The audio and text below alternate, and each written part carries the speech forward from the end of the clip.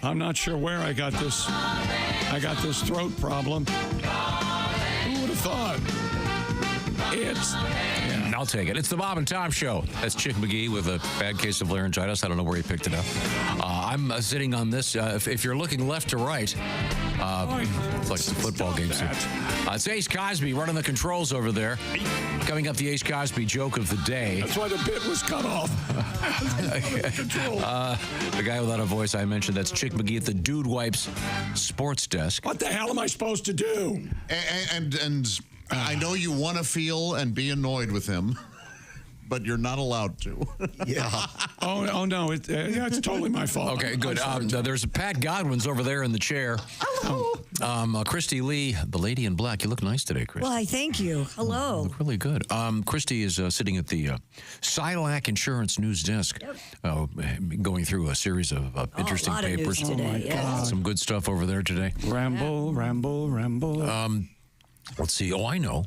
We've got Josh Arnold, Sidekick Headquarters USA. Hi there. They're brought to you by Steven Singer Jewelers, and I'll remind you, the Bob and Tom Pigskin Picks up and running because Thursday night begins week 13. You could be a big winner of that gift certificate from Steven Singer Jewelers. You get to pick against Chick McGee, should he be capable of speaking by then. What the hell's that supposed to mean? Well, you got to rest your voice. And I believe... I've been resting it. Okay. It's gotten worse. Okay, I believe tomorrow is the shoe-in. I guess so. Special edition of the shoe-in of the week. Yeah. It's his birthday today. Happy birthday. I haven't like finished. He gives I jug. have it written down right here. Oh, you did write it down. Yes. Oh, good. It's coming. That's so meaningful. I know. He had to write it down. Remember. And I saw it. It says A-hole B day. That doesn't seem very... 40 years, give or take. And he... Yeah, I didn't know your birthday. I don't know anybody's birthday. I can't keep track of this sort of thing. Well, actually, no, you're April 21st or 22nd. 22nd. Birthday, right? Yeah. But we're not I don't know how this happened. It came, it went, it came, it went. Now it's gone a lot. And I've been sucking on honey, which is impossible to get into your mouth. And not all over your hands. And you get sticky. Yeah. It's I think that's awful. why you need the tea part. And remember, we ordered one of those little mini bear honey things because we have this sort of gallon jug of honey, and it's like covered in sticky syrup and goo. I noticed this morning it's like half gone, so we go through a lot of honey here. That's because, Ace, you may notice many of us are Ace ill. High on the bottom line, Ace. High on the bottom line. Let's see, where was I? We've got our pigskin picks. Get that done as soon as you can, please. 5 and 7 this week on the shoe-in. I missed last night. First time in what, a month? I've been under 500. Yeah. What was the final score last night? 67 to 50. Oh, no, that's my shoe-in of the week. 67 and 56 so far. Last night, that's not going to help. 30 to 23. Ravens over the Chargers. Okay, all righty. Well, I love my brother. No, I love my brother. No, I love my brother. Oh, that's how it went. Oh, it's the Harbaugh boys. Harbaugh boys. Oh, that's fun. Now, it wasn't fun at all. I think it's fun to have two brothers that are coaches in the National Football League. The idea of fun and exciting for you is all warped. And it's interesting. It's more interesting than two morons arguing about who's the MVP already on ESPN. What have I told you? An hour and a half. What have we tried to tell him? Not to watch any sports. Don't go to movies. Yeah. Don't listen to sports talk. My girls saw Wicked yesterday. They loved it. Oh, good. Good. Supposed to be great. So I've got a feeling I'll be dragging them there again. And then when does Moana start? Moana 2? Wednesday. Okay, that'll be part of the weekend also. Oh, yeah. We have Christmas tree advice. I'll be picking my tree up on either Thursday or Friday. Oh, okay, good. I've got two people vying to loan me their trucks. Oh, well, that's nice. Buying. Oh, there's a bidding war. You know how this works, don't you? I borrow your truck. I put gas in it. Yes. And beer. The classic was the year that Gunner timed it just right. And he has a Ford F-150 that has the extra tank. I don't know how it works. But I cleared $100 Whoa. gassing that baby up for him. I probably could have had the tree delivered by. Yeah. Exactly. Is there a By FedEx. Is there a tree delivery service like the way there is for DoorDash? Probably. Do they have Tree Dash or Door Tree, whatever it would be? But I'll be picking mine out, and I'm going to my same old place. Cool. Of course. Right down the street, yeah. Whole family goes? Usually, it's fun. It's always fun. Oh, yeah? And we tend to... everybody gets along? Everybody gets an opinion. Y'all vote. There are differences of opinion on what kind of tree you get. What kind of tree do you like? Do you like a spruce? I forget the name of them. Pine. What do you go with? Doug fir. Gotta go Doug fir. The one that they have the short little things on them. Short needles? Yeah, the short needles, yeah. But You don't chop it down yourself? I've done that. I told you I've done that. And if you I'd do it every year if I celebrated Christmas. I would, yeah. You don't celebrate Christmas? Nope. Oh, he's Okay. Aztec or Buddhist. Bah humbug. I'm out. I like that you're Aztec. Or Buddhist. Yeah. One of the two. What do the Buddhists celebrate? Cheesecake? I mean, Buddhists kind of pudgy. Yeah, he's a fat guy. There's nothing worse than being fat, right, Tom? I don't think God would be. Doesn't God have pretty good abs? I've seen Jesus. He looks like he's doing a lot of sit-ups. Jesus, yeah. Doing a lot of sit-ups. We'll get to all these exciting. We do have a Christmas tree picking news and Turkey news. A lot of turkey news. a lot of really interesting and good turkey The tips. turkeys were pardoned yesterday at the White House. And I don't believe in that. I've told you that know, before. Wasn't it Peaches and Blossom? Peach and Blossom, very good. Peach and Blossom, yeah. It's sending the wrong message to kids. I think it's funny. Because the Onion ran a headline that said Biden takes Peaches like Thelma and Louise and speeds off.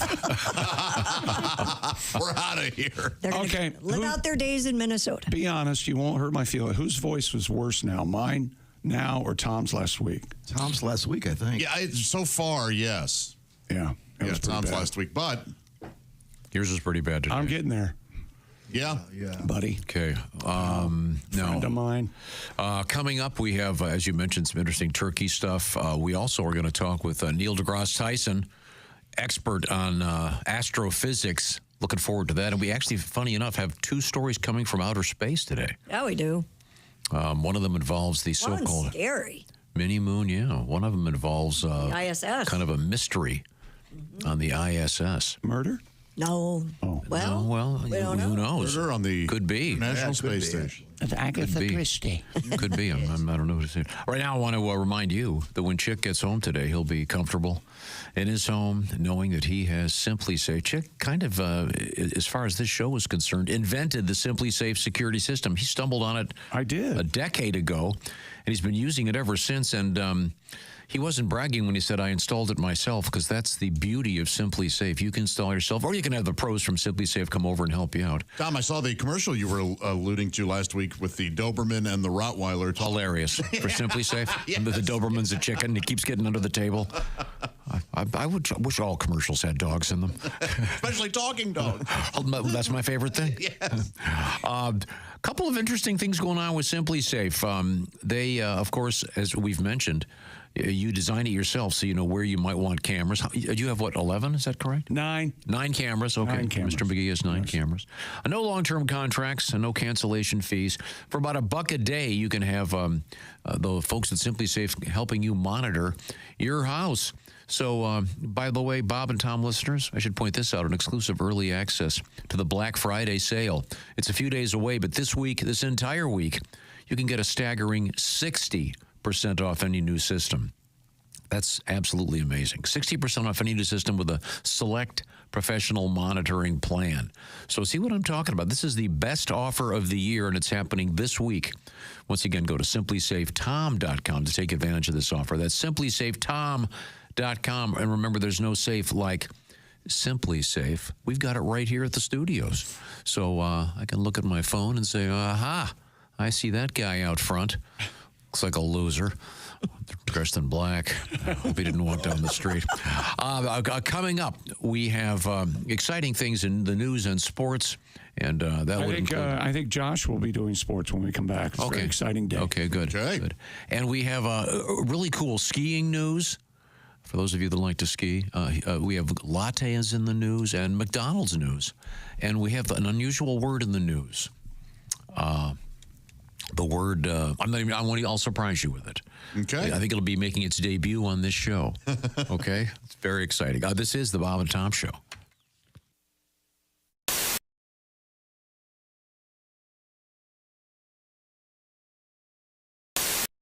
Tiki Barber here. Remember the days when I was a running back in the NFL? Well, if you're on your feet all day like I was, you get the struggle. The secret is orange insoles. Their insoles are like magic for your feet and body. They'll help you kick hip pain, sore feet, and lower back discomfort to the sidelines. Feel better, do more with orange insoles. Cam Newton folds like a Jeff Bodart joke. Turducken. You mean, and now from the source. We're all doing Bodart. Turducken. Let's listen. I'm going to play the original. I want to see if you guys can get the right pitch. Okay. I'll play it at the end of the. I'll say 3, 2, and 1. Say the 1. 3, 2. Turducken. You got to go high. Turducken. Okay. Turducken on this show means a joke that has no merit. Well, let's hear it. I think he had a stroke is my favorite line from Josh. Anyway, we could hear that. I love that in its entirety. My favorite was when Josh looks at him and trying to help. It was like being backstage for a moment. Dude, there's nothing there. Now, Move on. the setup on this is a classic joke delivered by our engineer Ace. Ace, can you do it again? Do you remember the joke? We were talking about. The joke is in there, right? I don't think it's in this one. Oh, okay. I'm sorry. Okay. Do you know the joke, Ace? Remember? Yeah, it's a fact that people think the first French fries were fried in France. They weren't. Where were they fried? They were fried in Greece. See, get it? Yeah. See? Good play on words. Love jokes that you have to go, get it? Words have two meaning. Greece, you cook in. That's Greece, right. a country. Right. And you don't see it coming. It's a classic joke. Sure. Now try to get that joke momentum in your head as you hear what happened immediately following Ace's joke. What's a duck fried in? What's a duck fried in? No, that's Jeff Bodart talking. Right. And by the way, he just got done booing Ace. Right. He's so excited. So excited. Yes. This is a man who makes his living selling wands. Hey! No, he's a Side stand-up hustle. comedian. Yeah, that's his side hustle. the Okay, wands. it's a side hustle. Okay. So once again, Ace says, okay, they're fried in Greece. Okay, get it? Okay, here we go. And then here's Mr. Bodart. What's a duck fried in? What's a duck fried in? Turkey. Now, I want you to know, I did not pause that. No. That was genuine. Stunned silent. I mean, that's a full 2-3 seconds. We never have that. silent. Yes, everyone is sort of Never. processing. I think we're all going, okay, What? why am I not getting this? Yes. Right. At first, your brain goes, I don't get it. And then you're going, why don't I get it? What am I ignorant of? It must be some inside thing. And then we all realize none of us are getting it.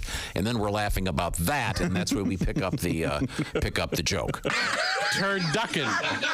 And then he Turducken. Very. and then he takes ownership of it Yes, yeah. by saying it again. Yeah. Which is what I am famous for. If at first you don't succeed, Yes, you Say it again. say it so many times, they'll laugh just to make you stop. Let's get back to the momentum of the lack of a joke here. And this is what happened next. Turducken. isn't even a joke. He may be having a stroke. Now, I have tried to say that isn't even a joke. Yeah. Yep. Now everyone's laughing, and then someone submits that he may be having a stroke because he was seems to be Josh. so upset, and then it goes here. It's as bad as that crap over there. That is not a joke. Now he's accusing Ace of telling a bad joke. I enjoyed the joke very much, Ace. Aces was a joke. Yes. It was a legitimately. classic joke, I think, and probably in the Joke Hall of Fame. And then we continue. Wait a minute. No, What, it's that turducken. what does a duck fight in? No, it's a duck fried in. Oh, what is a He's duck fried in turkey. Yeah, turducken. Wow, Jeff, there's nothing there, man. That's the beauty of the end of that is it's like two comedians have just come off stage. They're driving home after the gig, and Josh looks at him and goes, "Hey, the turducken thing. There's nothing there. There's nothing there. You can't. No, you Because I can't maybe, fix that." out of all of us in the room, we're giving him the biggest benefit of the doubt. Yeah. Yeah. Because You've been there. and yeah, sometimes you just got to tell them, no, man. To use the word concept wrong, conceptually. Concept really means like gravity, but nevertheless. Conceptually, what he's trying to say is when you make a turducken, that was popular a few years back. What is it? You take a boneless chicken or something and cram it inside a duck, and then cram that inside a turkey. Is that Right. the deal? Yeah. Right. but you don't always fry them. No, you don't fry them. I suppose you probably could. You don't, but you don't. And the turkey punchline relies on the grease punchline. Right. So it doesn't even stand on its own. No, not at all. Yeah. So that is the. If you really want to get into it. This is a new feature on the show we call Joke Autopsy, where we take a joke to the morgue We and could be start here all night. doing some show. And you know, if you talk to Jeff, he still thinks it was funny. I know. And claims that people have got to have his back. No. No one can. I would like to see the exegesis as that is. You lay it all out for me. There's no way. What is a duck fry? Jeff, there's nothing there, man.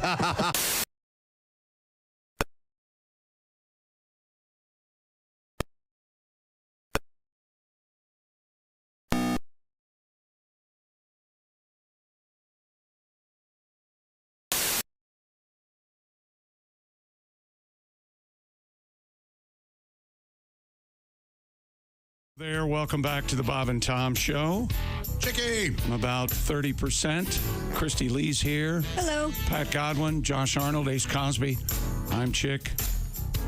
And be careful if you're walking in your neighborhood. Tom might be driving on the highway. Here he is. Hello, Tom. Wear a flasher, wear white, wear something shiny. You never know what's going to hit you. Welcome to the program. Thanks very much for joining us. This program is called The Bob and Tom Show. And we have Christy Lee at the news desk this morning. It's not just any news desk. Ladies and gentlemen, it's the Silac Insurance News Desk. But right now, Chick's a little under the weather. But I feel fine. My voice is shot. Yeah. Somehow. That happened to me. Yeah. 2 weeks ago. Yeah, we're aware. The virus that went around the room. Yeah. And you have it? Yeah. Not as bad as you guys. Ace had it. Yeah. Are you in good voice today, Ace? Yeah. Oh, they're very good. That means the Ace Cosby joke of the day will be mellifluous and super duper and wonderful. Josh and I are next. Now we're going to eventually get a little bit of sports. Actually, we could just do a couple headlines, sports headlines, with Josh Arnold sitting in for Chick McGee. Josh, what do you got over there? Lamar Jackson. Whoa, he sucks. I'm trying. I'm really trying. Lamar Jackson threw 2 touchdown passes, ran for a score. Derrick Henry rushed for 140 yards, and Baltimore coach John Harbaugh improved to 3-0 against his brother as the Ravens beat Jim Harbaugh's Los Angeles Chargers 30-23. Chickster, you had the Chargers, yeah. That's all right. It's rare these days that you are actually... Yes, Tom, it's rare.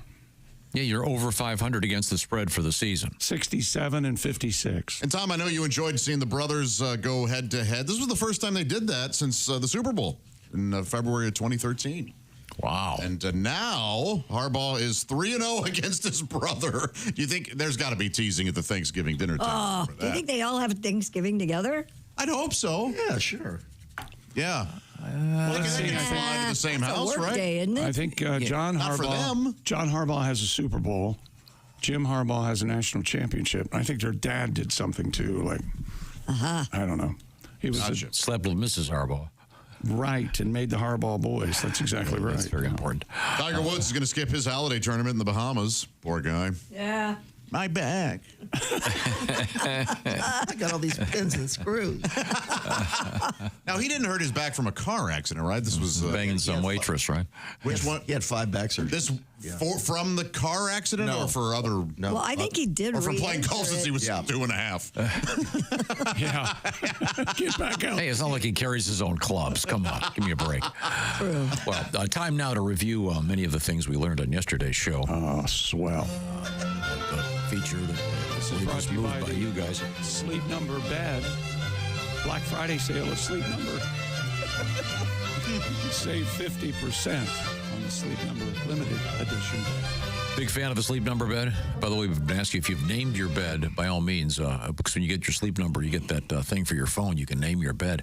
You have a name for your bed, Pat Godwin? Lady repellent. Lady repellent. I see. Thank you very much. We ran out of water yesterday here in the building, but they finally replenished it. Saquon Barkley. Thank you very much. Had 255 yards rushing versus the L.A. Rams Sunday night. As someone pointed out, that's almost 3 football fields. He should be the MVP. Don't you think, Tom? I do. Yeah, I'm not going to argue with you about it. Greg Warren filmed his comedy special in Columbus, Ohio. Some of you guys were there. I'd seen the show a couple weeks earlier. It was great. Yes, yeah, congratulations. Yeah, Great, it's wonderful. We had a new song, probably the last song of the year, about my favorite NFL player, Gardner Minshew. Sadly, he broke his collarbone over the weekend. Ouch. Poor guy. Yeah. So he will not be back this season. Then we learned that Josh Arnold has broken his collarbone, which he describes as his. Oh, my clavicle. Yeah, clavicle. Please, let's try to be medically correct here. What do you call your male member when you're at the doctor's office? My schwanz. This bone here. Let's go around the room. Ace, if you're at a doctor's office and you want him to examine the little fellow, what do you call him? I don't think I've ever had it examined. There you go. Nothing like the spitting cobra or... Boy, good thing this isn't like a fun radio show. Diddle stick would be my answer. No, I like diddle stick. Diddle stick, yeah. I go with Mr. Happy. There you go, baby. There you go. Is he sad today? He's been sad for a month. Christy, do you have a nickname for... Down there. Well, I mean for his. Oh, no. I think ladies, no. who, right? Yeah. Who? Mahua. I think I remember reading this article that down there was the number one answer. Absolutely. But there's some... Hey, Doc, my hatchet wound is... You know something? I doubt that's one of them. Can you imagine what they've heard? I think that might be maybe the guy going, my wife's hatchet wound. I can see that. I don't see a lady being that coarse. I would hope not.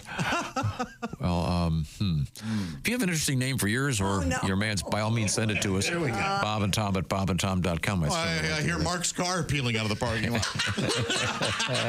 Rightfully so. Now, I'm trying to remember. Josh, you broke your collarbone. I believe you said you were going down the stairs in a sleeping bag? That was the second time, yeah. You dumbass. Man, it was fun while it lasted, though. Was your dad we mad? were flying. Was your dad mad at you? Yes.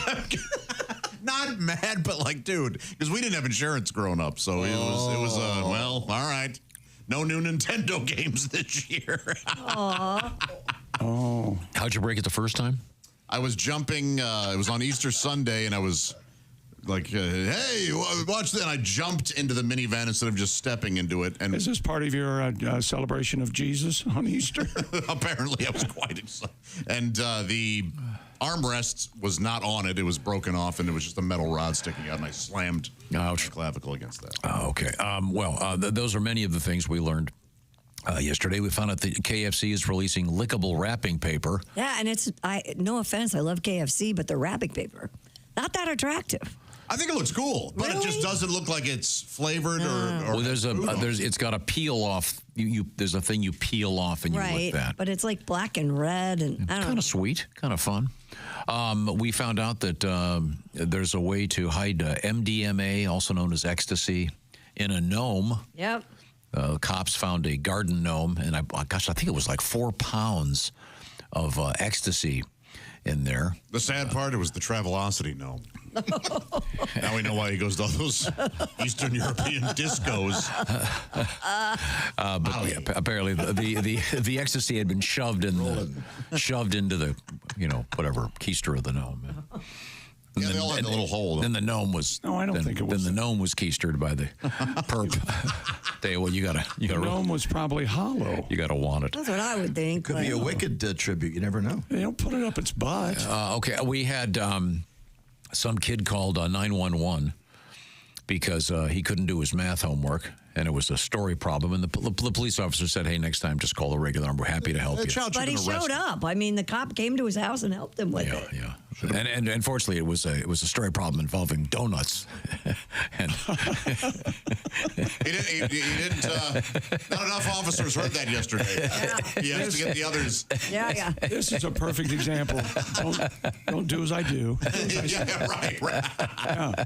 I'll send that joke out to my cop friend PJ. What? You have two friends named PJ? That's weird. PJ the cop and PJ the art director. Okay. He actually is the cop to his double duty. And by the way, they're both very proficient with handguns. Oddly enough, which is kind of an odd thing. We had a story about a wedding. Hey, we need to get those out of PJ's house. Joe, what the hell? Yeah, I'm serious. The first time hearing about that. I don't you know didn't how know it that? happened. Did you know he has a blowgun? He has a what's the thing that shoots arrows? A crossbow. You don't cross him because you might find yourself with an arrow in your head. Where was I? Remember the story about I don't have it in front of me. The wedding. These people recorded their wedding in the 60s, and they put it on a vinyl record, which I didn't know was a thing. That's kind of cool. And then it showed up in some vintage shop. And Some lady bought it was like a record for the Modern Jazz Quartet or something. And it was inside that album. And this woman went to a lot of trouble and actually tracked these people down. Yeah, Dr. Phil Schmidt married Donna Packer August 21st, 1966, and they commemorated their wedding on that vinyl record. They found through a lot of Facebook, social media, whatever, and they have been reunited with the record just in time for the Schmidt's 59th anniversary. Now, this is not from yesterday's show, but I wanted to mention this real quick.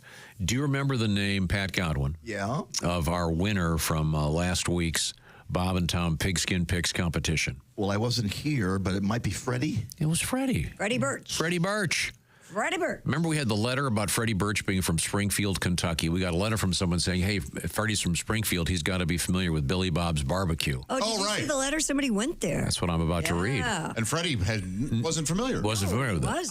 Hey, everybody. It's Freddie Birch from Springfield. I want to let you guys know I made it to Billy Bob's Barbecue in Springfield this weekend.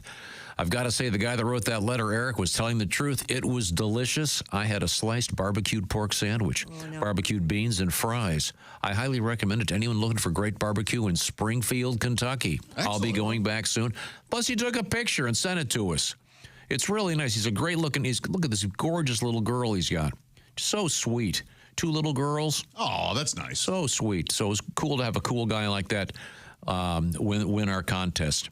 Mr. Freddie Birch. And you could be a winner this week. Someone's already won. We just haven't found out. We'll find out by tomorrow morning. And good for you, Freddie, for doing something that I always claim I will do and never do, which is, I'll have to check that place out. Yeah. As I order Cracker Barrel for the 17th time this month. He is an attractive young man, Mr. He's a great-looking guy. And those daughters are gorgeous. Yeah, they are very sweet. Thanks, Freddie. Congratulations. By the way, he won himself that gift certificate from my buddy Steven Singer. I bet his wife's They did not accept nice that gift. at Billy Bob's barbecue. They did not accept the gift certificate at Billy Bob's? You can try, but. Okay. What's this now? Should we do a road trip down to Springfield, Kentucky? Why not? Hit Billy Bob's? Why don't you leave now? We could do a broadcast from there. That's pretty much it from yesterday's show of interest, other than the people finding a koala in their bed in Australia. And then making love to it. I don't know why they did that. Yeah. Yeah, that's a good obviously, the koala wanted it. But if you're... Are we doing this or what? In Australia, because usually we have the stories about the deadly, aren't the 10 most deadly creatures in the world all from Australia? It's a really scary place. When you think about the spiders and the snakes and the gators and the crocs that are there, a koala in your bedroom, not really that bad. Don't they have venomous ducks? You've said this quite a bit. I just don't know about that. I'm sure they do. Wow. Yes. Yeah, I think they have the top 10. I think platypus are venomous, aren't they? Huh. They're poisonous. Platypus. I don't think. No. I'm pretty sure. Yeah. No. We also had a interesting survey. 1 in 4 Americans dread spending the holidays with their family. That's way low. That's sad. That is sad. 10% admitted they've cried about having to spend the holidays with their in-laws. Go. You know what? Yeah, we don't want the crier. Yeah. Someone always cried at my parents' Thanksgiving. Really? Oh, yeah. Somebody said something too mean, and one of my sisters be crying all night. How many of your siblings are you currently speaking to? None. None. Okay, down to 0. Okay, Merry Christmas, Happy New Year. That's not true. You're talking to one of them. I'm talking to 2 now. Yeah. 2? Yeah. Who's the other one? Shalene, my other sister. How many do you have? I'm the oldest of 6. Are you married? Is your My sister sister? a pointer sister? She could be. I haven't talked to the one. No, what's her name? Shalene and Kate. Yeah, Shalene. Yeah, that's a pointer sister. Shalene Pointer? Yeah. Shalene sounds like somebody you used to clean the vinyl in your It's car. an Irish movie. My parents got it from some kind of Irish. Oh, Sounds very Irish. So you don't speak to any of your brothers. behind the green Not door. currently, no. we're not. Okay, very nice. And you're not having Thanksgiving with any of them. No. First cousins this year. Just your cousins. And you've kissed? No. Kissing cousins? Okay. I had to think about it. That is hilarious. I don't know why I paused. Here's a stat that I find rather striking. What? Christy, listen to this. 15% of Americans spend the holidays separated from their love partner. I have done that before where the families just couldn't. They were the same times. They're just like, hey, we love each other. It'll be okay. We can go to separate things. Yeah, That happens. And there's always that, oh, you can't come over. We're making the special gravy this year, Josh, but no, you go to your girlfriend's parents' house. The passive aggressive. I'll be fine. Yeah, I love thankfully, that tax. yeah, my parents were never passive aggressive. Oh, you're so lucky. It was, yeah, no. God. And then, That is a bold statement. I live my Never. life that way. Man. yeah, mine were not I either. knew when I was doing something wrong, and I knew when I was doing something right. I don't know. I find this hard to believe. It says the average American will spend $1,100 hosting a Thanksgiving party. That seems very high to me. I can't imagine the average gathering. The average gathering, I assume, is 10 or fewer. Christy's having 25, right? Yeah, and I'm in for, I just spent, Well, 25 is different than 10. yeah, I'm in for about 800 right now without buying wine yet. Oh, boy, that'll be 3. Oh, well, with your relatives, you better get I know. $10,000 worth, maybe some heroin to take the edge off. I was just going to say that. And then, of course, we can get the annual Thanksgiving hack story about how much more your Thanksgiving dinner is going to cost that every news show in the country. Today it was eggs, but I chose not to do it. I threw it in the I get trash. really tired of that. Eggs are kind of up. Doesn't everything keep getting expensive with every year? Right? Yeah, every once in a while something will just goes down a little bit, but come on, don't give yourself a break. Let's see. We're blessed to not have those stories affect us. Right. We are blessed. Yeah. I give thanks. The big problem is the as you mentioned when you have a partner and they want to go one way and you want to go the other. Have you been to a grocery store lately? Yesterday, I picked up my turkey yesterday. How'd it go? Did I. Oh, did you get yours? Yeah. Josh. Yeah, I sent him a text because I saw someone. I wanted to make sure you got it. Yeah, all set. Thank you. Are you going to brine it? I don't think so. No, but Why are you being snotty about it? Do you brine yours? Are you going to brine it? I've done both before, and I think this year I'm just going to baste the hell out of it, and it'll be fine. Yeah. We do have some tips coming up. Got a 12-pound fresh. Give you a headline. Don't wash it. Who uses the parchment? Anybody? The parchment paper? Nope. No, I'm a Never heard bag of guy. that. Bag guy. Bag Yeah. guy. Yeah. Bag girl. Now, do you cook the innards? Do you take that bag out of the inside and cook those up I do. for your Yes. kitty cats? No, I eat the heart and the liver. Attaboy. And, with a fine can. I have given the cats, last year I gave the cats some of the liver and they loved it. When you take a bite, do you go, But you cook it first, Of course. Of course, Tom. He's not an animal. I almost did a spit. No, I meant for his cats. so, Oh, yes, of course. you're so hungry you can't wait for it to be No, I meant for the kitty cats. Okay. Raw organs. Now, for those of Now, you my new, mom used to cut those up and put them in the gravy. That's what my mom did too, and I would, and I'd have to get to her before. And go, yeah. Don't do that. Yeah. But I loved it in the oh, gravy. wait a minute. That reminds me. We had this huge story yesterday, and I talked to Jess Hooker yesterday About the ketchup? about this. Putting this expert chef says put ketchup Or soy sauce. in your gravy, and she's going to try it for us tomorrow. And that particular chef, both my son Sam and Jess follow him. Oh. Say he's great. So it's something like Mac something. In any event, we're going to try that tomorrow. So we'll see how that works All right. with your Thanksgiving I'm very gravy. skeptical, but the guy sounds like he knows what he's talking about. Yeah, it sounds interesting. I can't wait to try that. Now, a couple of other things happening, but right now I want to talk about the thing that makes it nothing better than a Thanksgiving dinner is move the turkey over and hand me a delicious Omaha steak. We're not doing that, Tom. First off, Thanksgiving is 2 days away.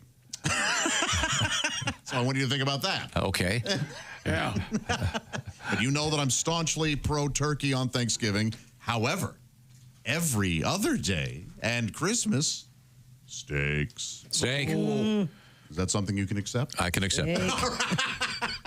Omaha Steaks delivers comfort and joy like no one else. They're unrivaled in their quality and taste. And this year, you can skip the holiday hustle and bustle and save 50% off site-wide during their cyber sale. Just go to omahasteaks.com. You're going to get a $30 reward card when you shop early. So that is where Tom is correct. Get on this week. There's no reason to wait. And score an extra $30 off with promo code BTS. Now, Tom, I know that you've got a list of folks you send these to every year. That's right. Some of them contribute to the show. Some of them contribute to your loving family. That's right. My brothers always send him something.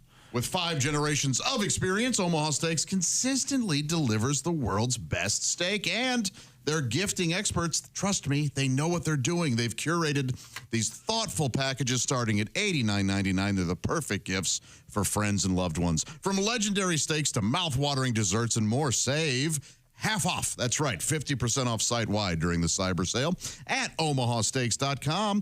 Plus, listen to this. Bob and Tom listeners, which includes you get an extra $30 off with this promo code, BTS, and a $30 reward card when you shop early. So please don't dilly-dally. That's 50% off at omahasteaks.com and an extra $30 off with promo code BTS. Minimum purchase may apply. Visit omahasteaks.com for details.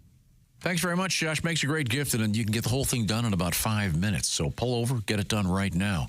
Coming up, we have sporting news with Josh Arnold sitting in for Chick McGee. Chick will be making the occasional comment with his semi-voice. Thank you, Tom. We have a world record involving Duncan.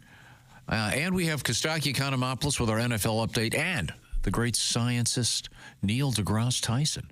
How cool is that? This is the Bob and Tom Show.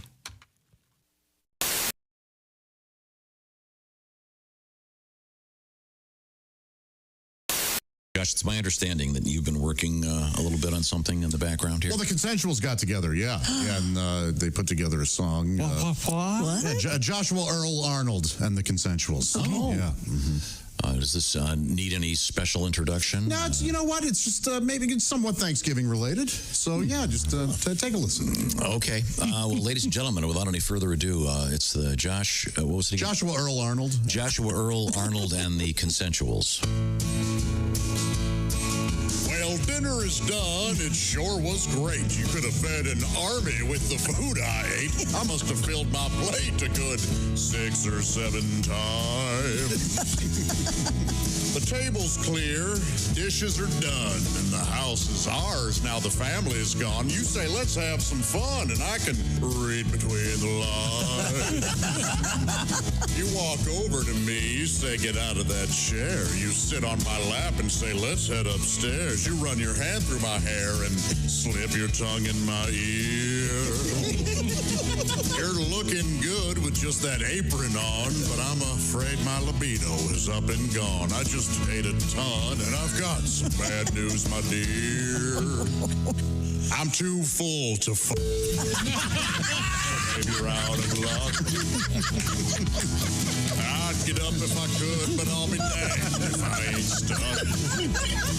I'm too stuffed to screw. To make love on you. I'm short of breath and intercourse, something I can't do. I'm too bloated to bang. My belly's covered my way. I'm just one man, but right now I weigh as much as a gang. Feel like I could pop. I got a deuce to drop. After that we could try, but babe, you'll have to be on top. Cause I'm too full to fuck. So babe, you're out of luck. You're out of luck. I guess I couldn't blame you if you called your old boyfriend Chuck. Tell it's Chuck. Cause darling, I'm too full to fuck.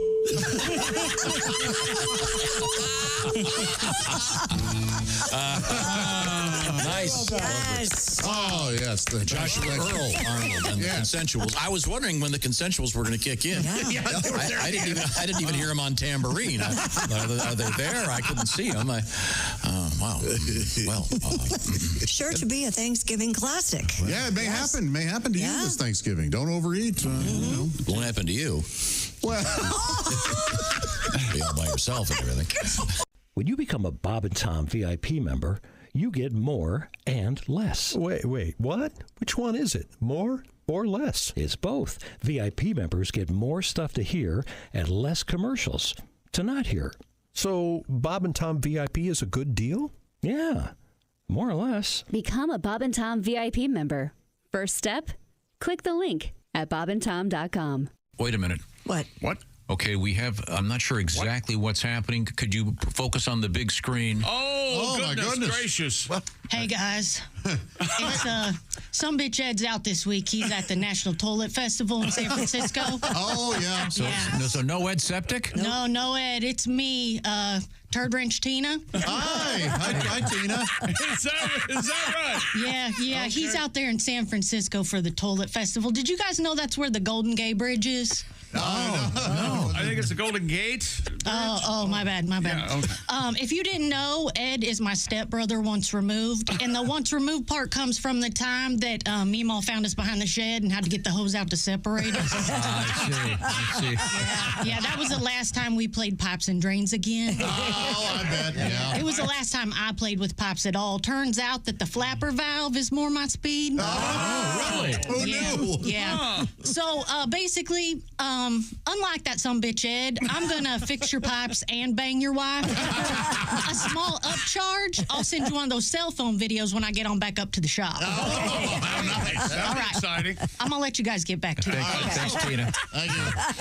Turd Wrench Tina. Turd Wrench Tina.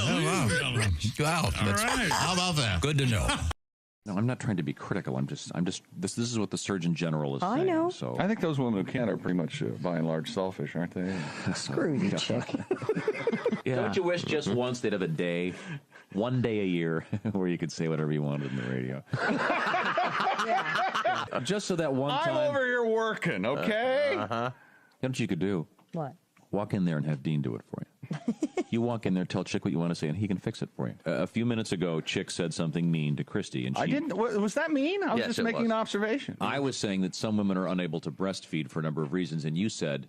The main reason I can think of is because they're selfish. Okay, so Christy She wanted... seems very well adjusted Right and now. very Christy intelligent. wanted to respond, and I have great faith in our editor. Me too, because if Christy not, I've wanted lost to my job. respond. We now have the response. Okay, go ahead, play it. Hey, chick, you. You've never had to breastfeed. You don't know what it's like. You're a ignorant, stupid son of a bitch. So shut your mouth, you stupid ass. You know, that last beep could have used a little more work. A little less a little less... And not so much hole. A little heavy on the hole on that one.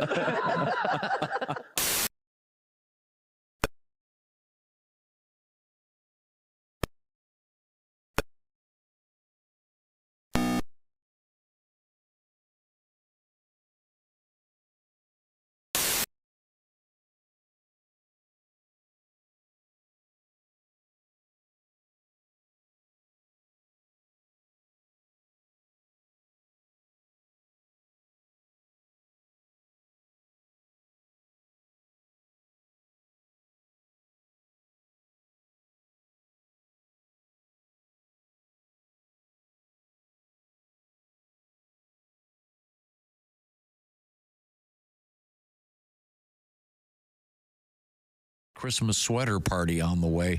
It'll be at a great new venue called the Turntable in Broad Ripple, December 11th. Details coming up. All right, let's try this one more time. Better? Better? Yeah? Welcome back to the Bob and Tom Show. Christy Lee, Pat Godwin, Josh Arnold, Ace Cosby. Look at Tom. Now you know how we felt. I'm Chick. Hello, Tom. Yeah, Hey, hi. Yeah, I you might did be. it. I might be heading out. I'm worthless. The more you go, the worse it gets. Yeah, I'm worth. it like the first couple sentences come out okay, and then it just dissipates into. Well, we'd be remiss though if we didn't say a very happy birthday, Chick. Yes. Thank you very much. Happy birthday! Yeah, Happy birthday. you're gonna miss the debut of a word on this show. 53 years old. Isn't that amazing? You look great. Okay, go ahead. You really do. do No look matter great. what your age is, you do look great. Beard looks good. Oh, shut up. You're my age. You're 44. What are you talking about? Me and Pat were born very close to you. Yeah. We even have beard news today. Beard news. I'm going to miss Neil deGrasse Tyson. I can't. Yeah, we're going to talk with. It's not my day. Dr. Tyson, Dr. deGrasse Tyson. deGrasse is hidden in Denome. All of a sudden, maybe I'm not going to be disappointed. I'll be here getting embarrassed in front of Neil deGrasse Tyson.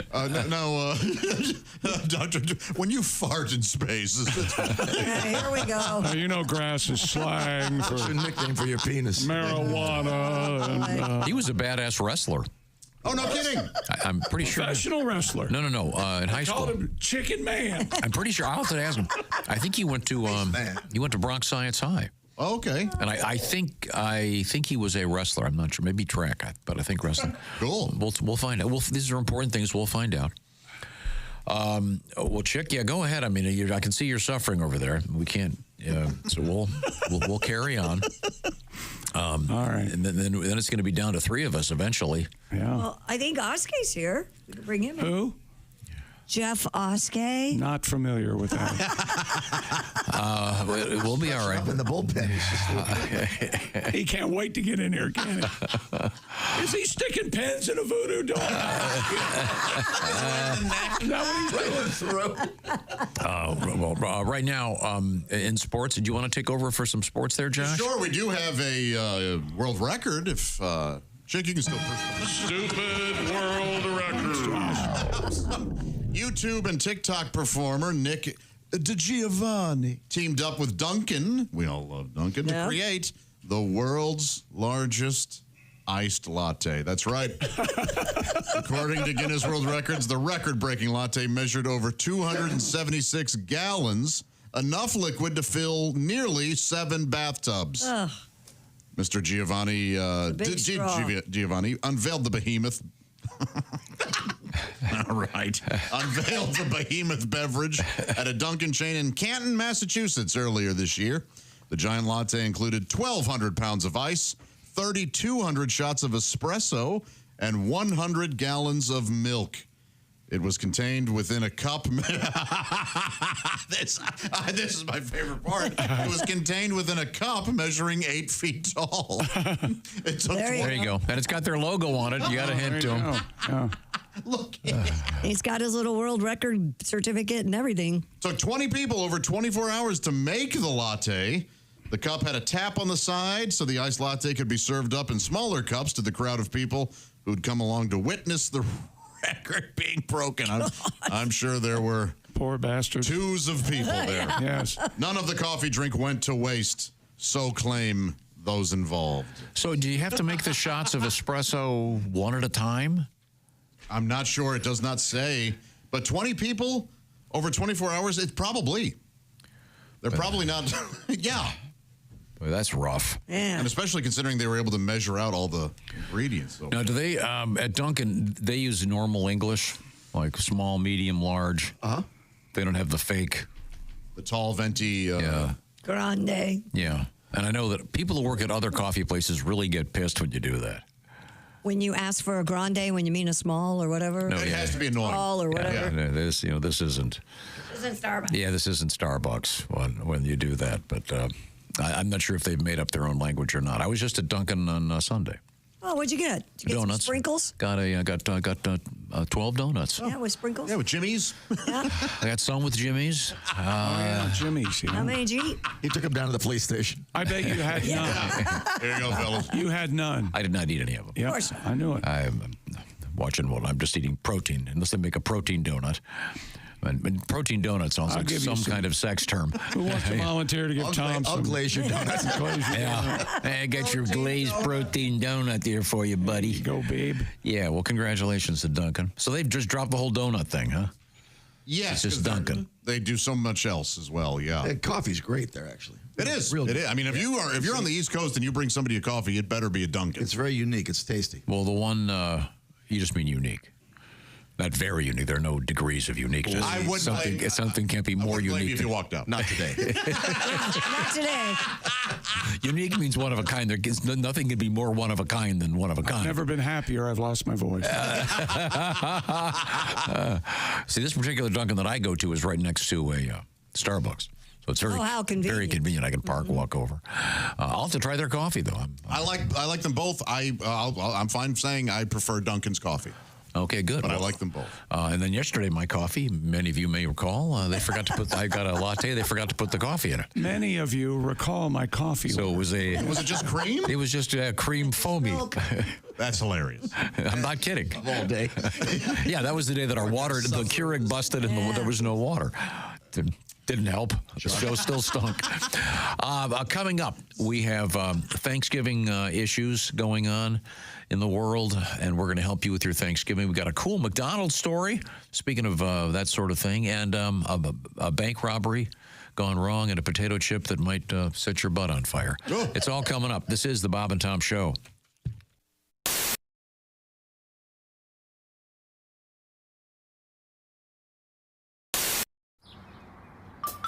Is that Chick McGee? Why, it sure is.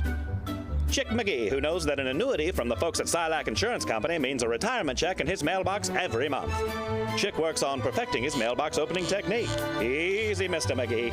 Don't blow that elbow out. Chick isn't quite retired yet. He's just practicing for it. Because one day, Mailbox McGee will be taking his retirement the easy way. SILACINS.com. Silac Insurance Company.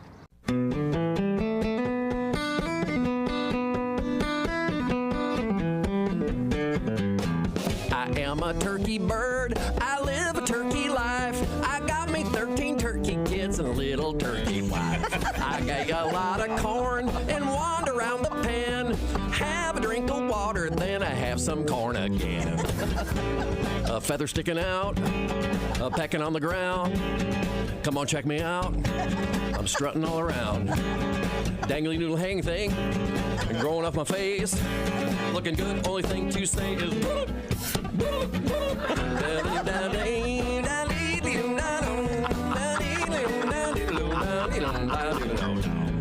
my big brother Jake, he always was the smarty. He heard that November ends, we're going to a party. Going to a party, I'll be the guest of honor, where they will present to me a red pop-up thermom. Had a little dream, all the good china. You know I like cranberries, lighting the candles. Pass me the rutabaga. Any corn left? I'm getting kind of sleepy. You ate too much? Boy, I'm stuffed.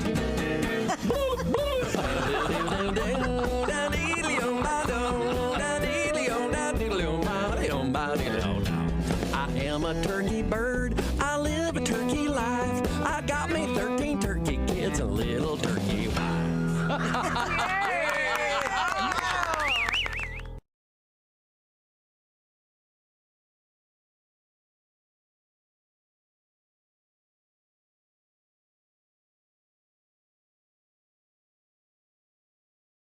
Oh, there we go. Hey. There he is. We're talking to comedian Dusty Slay. And Dusty, I recognize you right away. You got a full beard, though. The stash is your trademark. You got the you're going kind of for the Jesus if he had glasses and a cap on look. Well, I can't be rolling around out here beardless. I don't need people seeing this chin, you know? I see. Great to see you, Dusty. Yeah. Great to see you. I'm pumped to be here.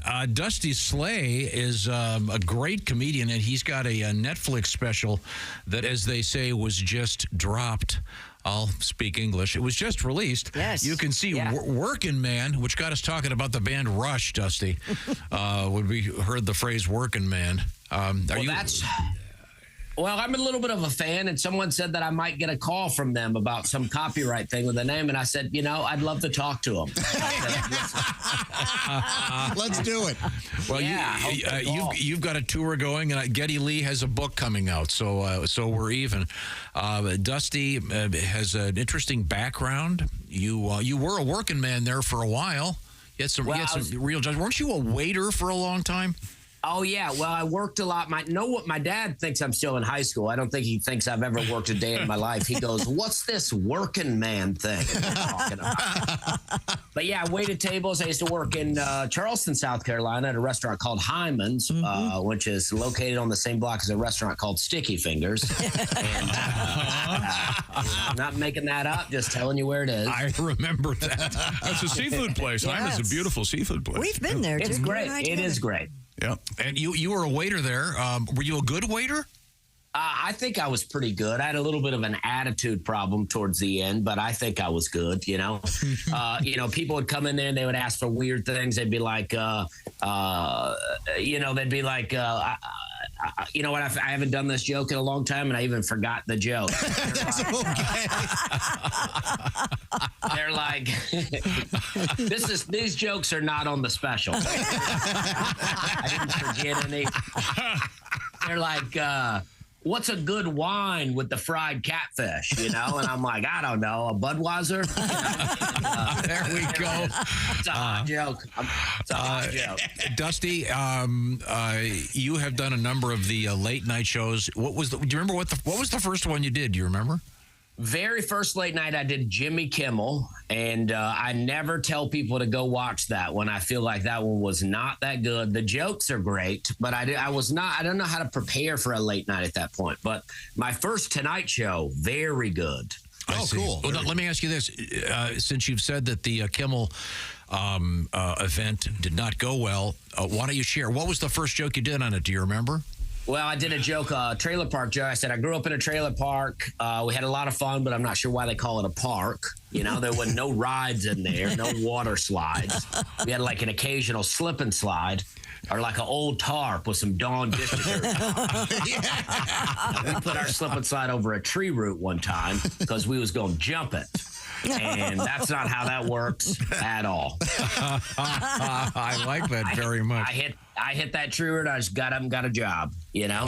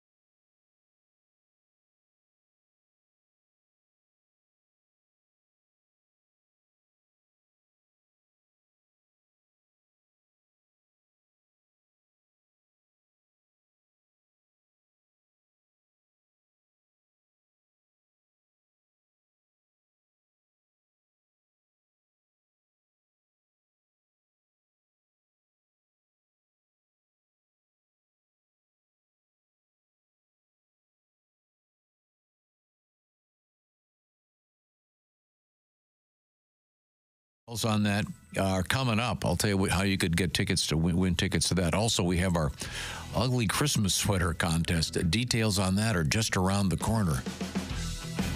Hey, welcome back to the Bob and Tom Show. There's Christy Lee at the Silac Insurance Company news desk. Hello there. Pat Godwin's there. Hey. Jess Hooker has joined us this morning. Hello. As has Jeff Oskey at the Dude Wipe Sports desk. Howdy. Chick is out with laryngitis, and it's also his birthday. So he's, where do you think he's headed right now? Strip club. Yeah, Chicky, go get her. Birthday lap dance. There's Ace Cosby. I'm Josh Arnold at the IHateStevenSinger.com sidekick chair. There's Tom. I can assure you he's not. Yeah. That's right. He needs a little bit of honey in his throat. That's but not a woman named Honey on his back, if you will. We were reviewing many things in the world of sports. Was there anything else of interest? There really was not. We had the world's record for the world's largest iced latte. Are you guys iced latte drinkers? On occasion. In the summer? Yeah. No. I've never. I like my coffee hot for some reason. I'm the same. Never drank it cold. I made the transition this summer. It's very good. Oh, good. Yeah, you didn't know iced coffee was a thing until this year. Right. I'd heard about it, but I never tried it. It's actually quite good. Are you serious? You didn't know it was a thing? I had heard of it. I Hey, why is cold coffee bad, but iced coffee is pretty tasty? I know, I agree. There is something different about that. And why? I don't know. Right.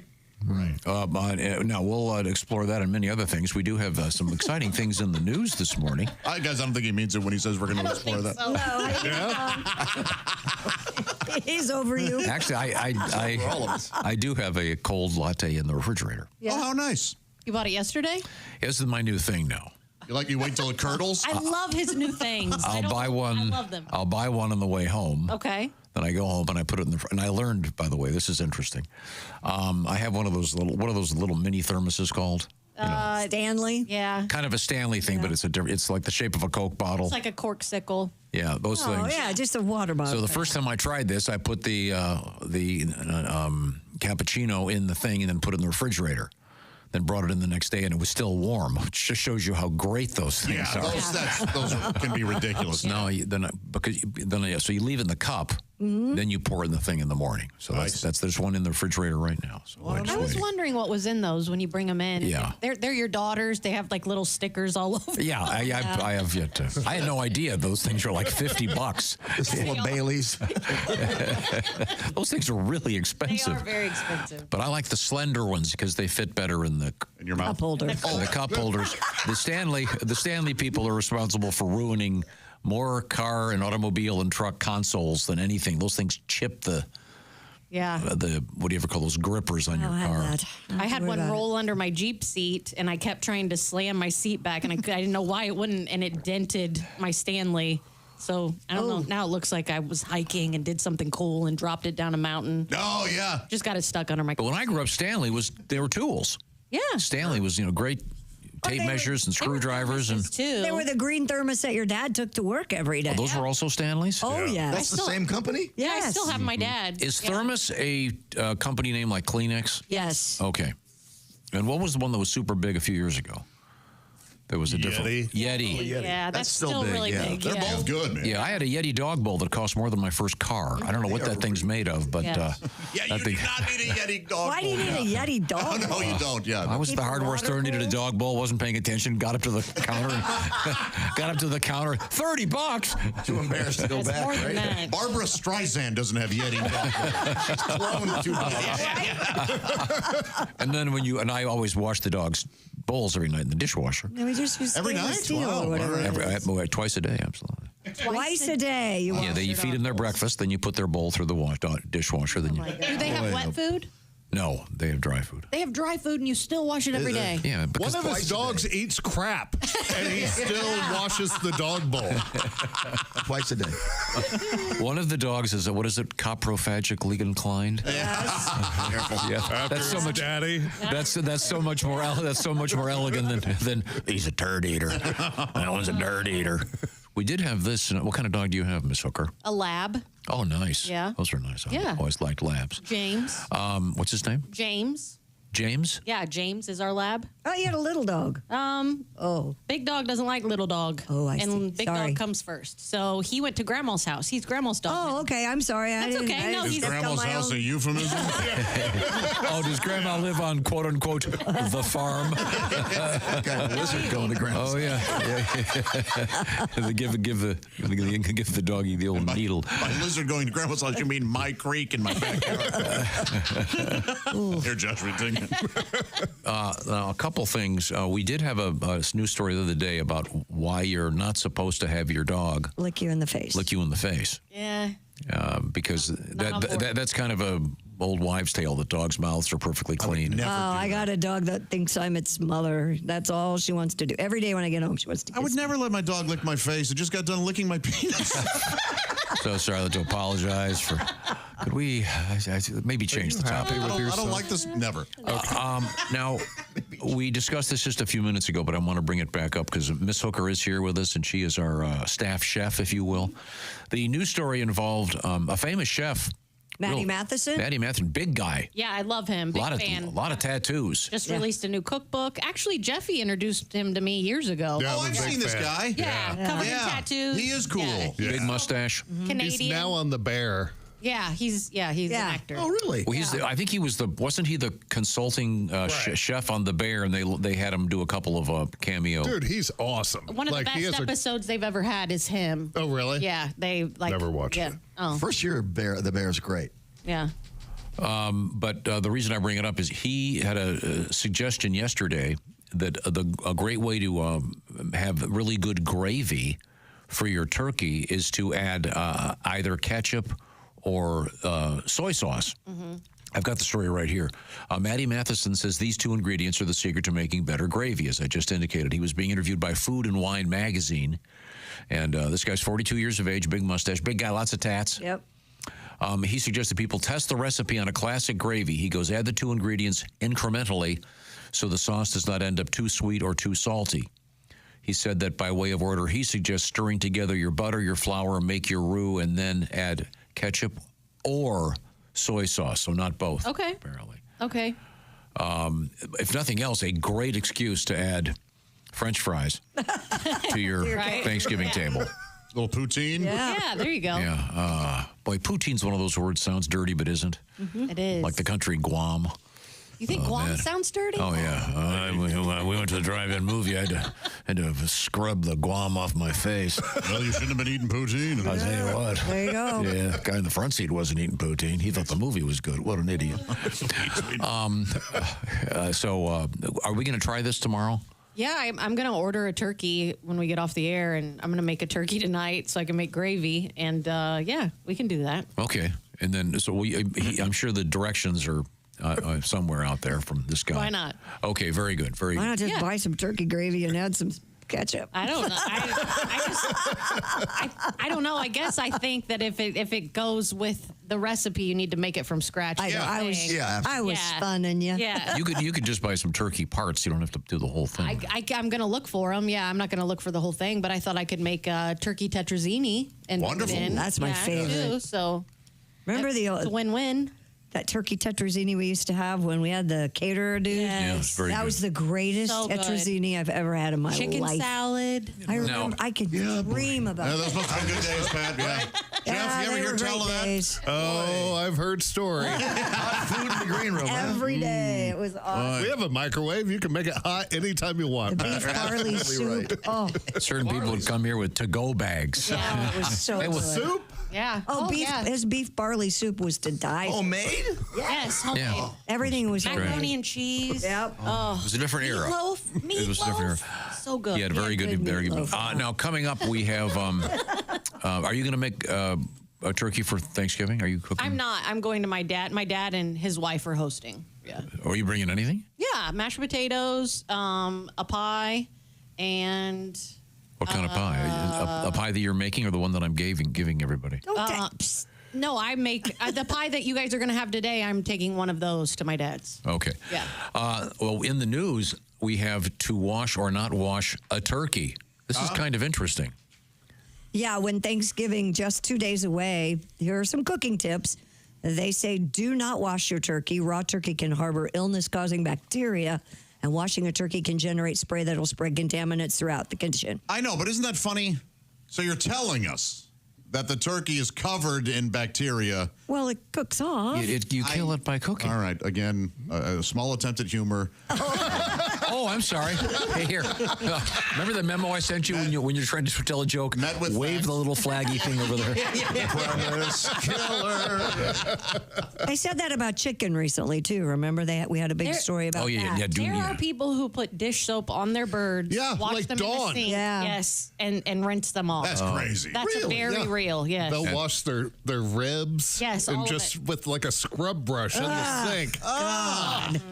Oh, okay. Well, when we come back, Doesn't do that. no, I've learned my lesson. When we come back, we have some other really interesting cooking tips, including why you can't trust the pop-up thermometer. Yep. Kind of interesting, actually. Right now, Prize Picks has stopped by, and Prize Picks is the best place to get real money sports action when you're watching football. A lot of football to watch in the coming days, and it's a lot more interesting if you're doing some work with Prize Picks. Basketball, hockey, MMA, you name it, because Prize Picks has made daily fantasy sports accessible to everybody.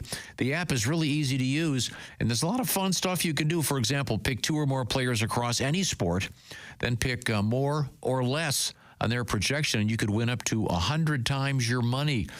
Prize Picks even invented the so-called flex play, so you can still cash out even if one of your picks doesn't hit.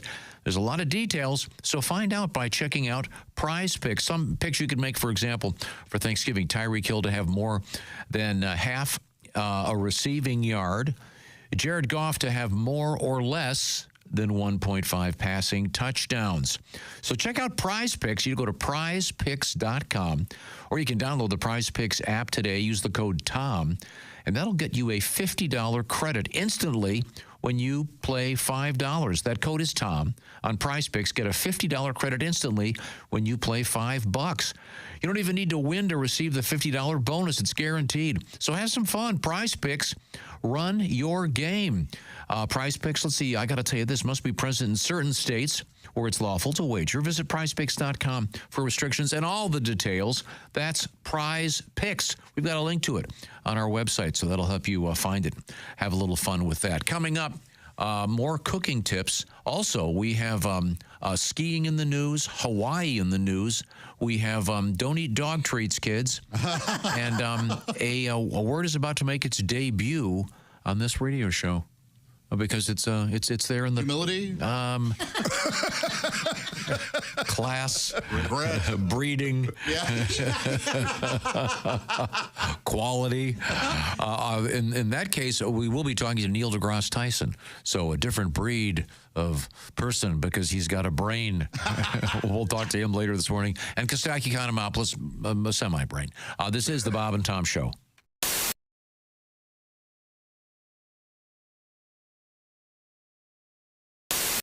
All right, where's my big bowl? Hey, Josh, new orange insoles are in with that deep heel cup. You should see how deep this heel cup is. Deep heel cup, you say?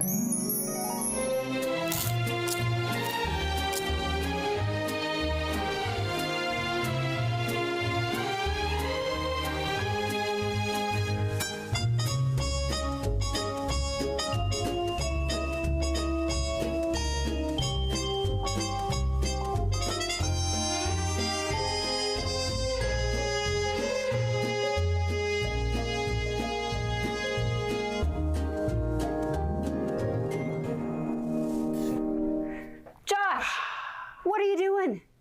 Deep heel cup. They're for your shoes. Gah. My shoes, you say? Orange insoles come with a deep heel cup and arch support to provide everything you need to keep up with your everyday activities. Orange insoles are great if you work on your feet all day, simply taking on the world. Orange insoles will help you feel better and do more, guaranteed. Get your orange insoles today and step into a world of comfort. OrangeInsoles.com. The Cowl Cave? Could you answer the NutriChops hotline for me? Hello, Bob and Tom Show. Hey, Bob and Tom, it's Donnie Baker. Hey, Donnie, you okay? Yeah, I'm good. You guys getting excited about Thanksgiving? Very. I'm just trying to grind down some beef jerky in preparation for it. Is that right? Well, like I told you, it's my favorite of all the holidays because first you get to cram yourself full of all the meats and ain't got to ring the bell at Arby's to prove it. And then next day at 6 a.m., it's hand-to-hand combat time at the mall over the last go wet yourself Wendy doll for your little niece. Of course. I swear to God. And secondly and foremost, Thanksgiving's a great time to argue with your family face-to-face instead of just on Facebook and Ancestry.com like we do regular. Sure.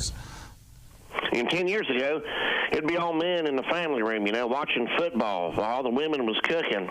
But nowadays, you got all the Republicans in your family hanging out in the study watching Fox News while all their Democrat kids are posted up behind the mini barn smoking pot.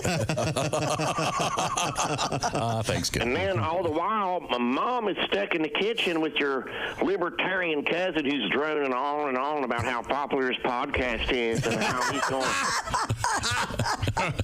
I'm going to interview Dick, you came in 7th on the 14th season of Survivor. Swear to God. That'll be a good podcast.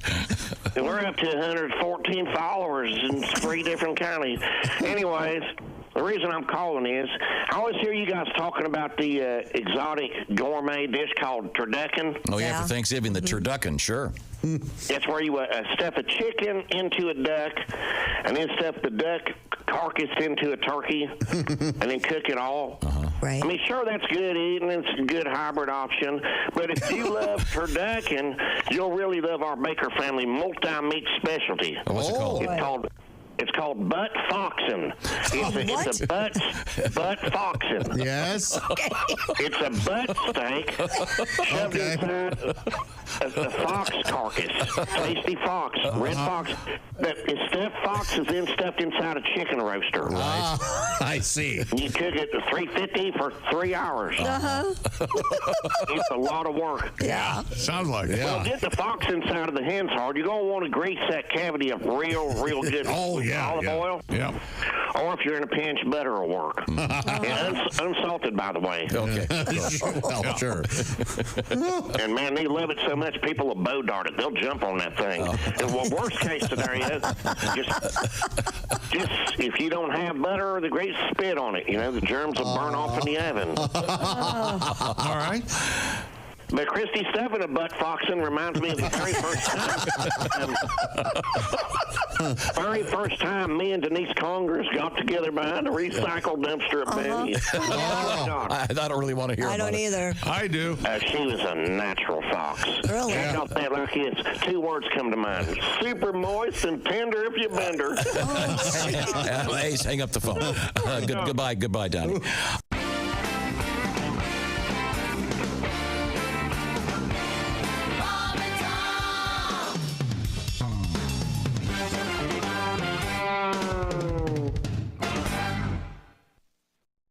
When you become the Bob and Tom VIP member, you get more and less. Wait, which one is it? More or less? It's both. VIP members get more stuff to hear and less commercials to not hear. So, for clarity's sake, Bob and Tom VIP is a good deal. Yeah! More or less. Get it? More or less. Woo! Party! Oh, okay, let's settle down. Because now, here's where I tell you how to become a Bob and Tom VIP. First, click on the link at bobandtom.com. Then, you'll figure it out.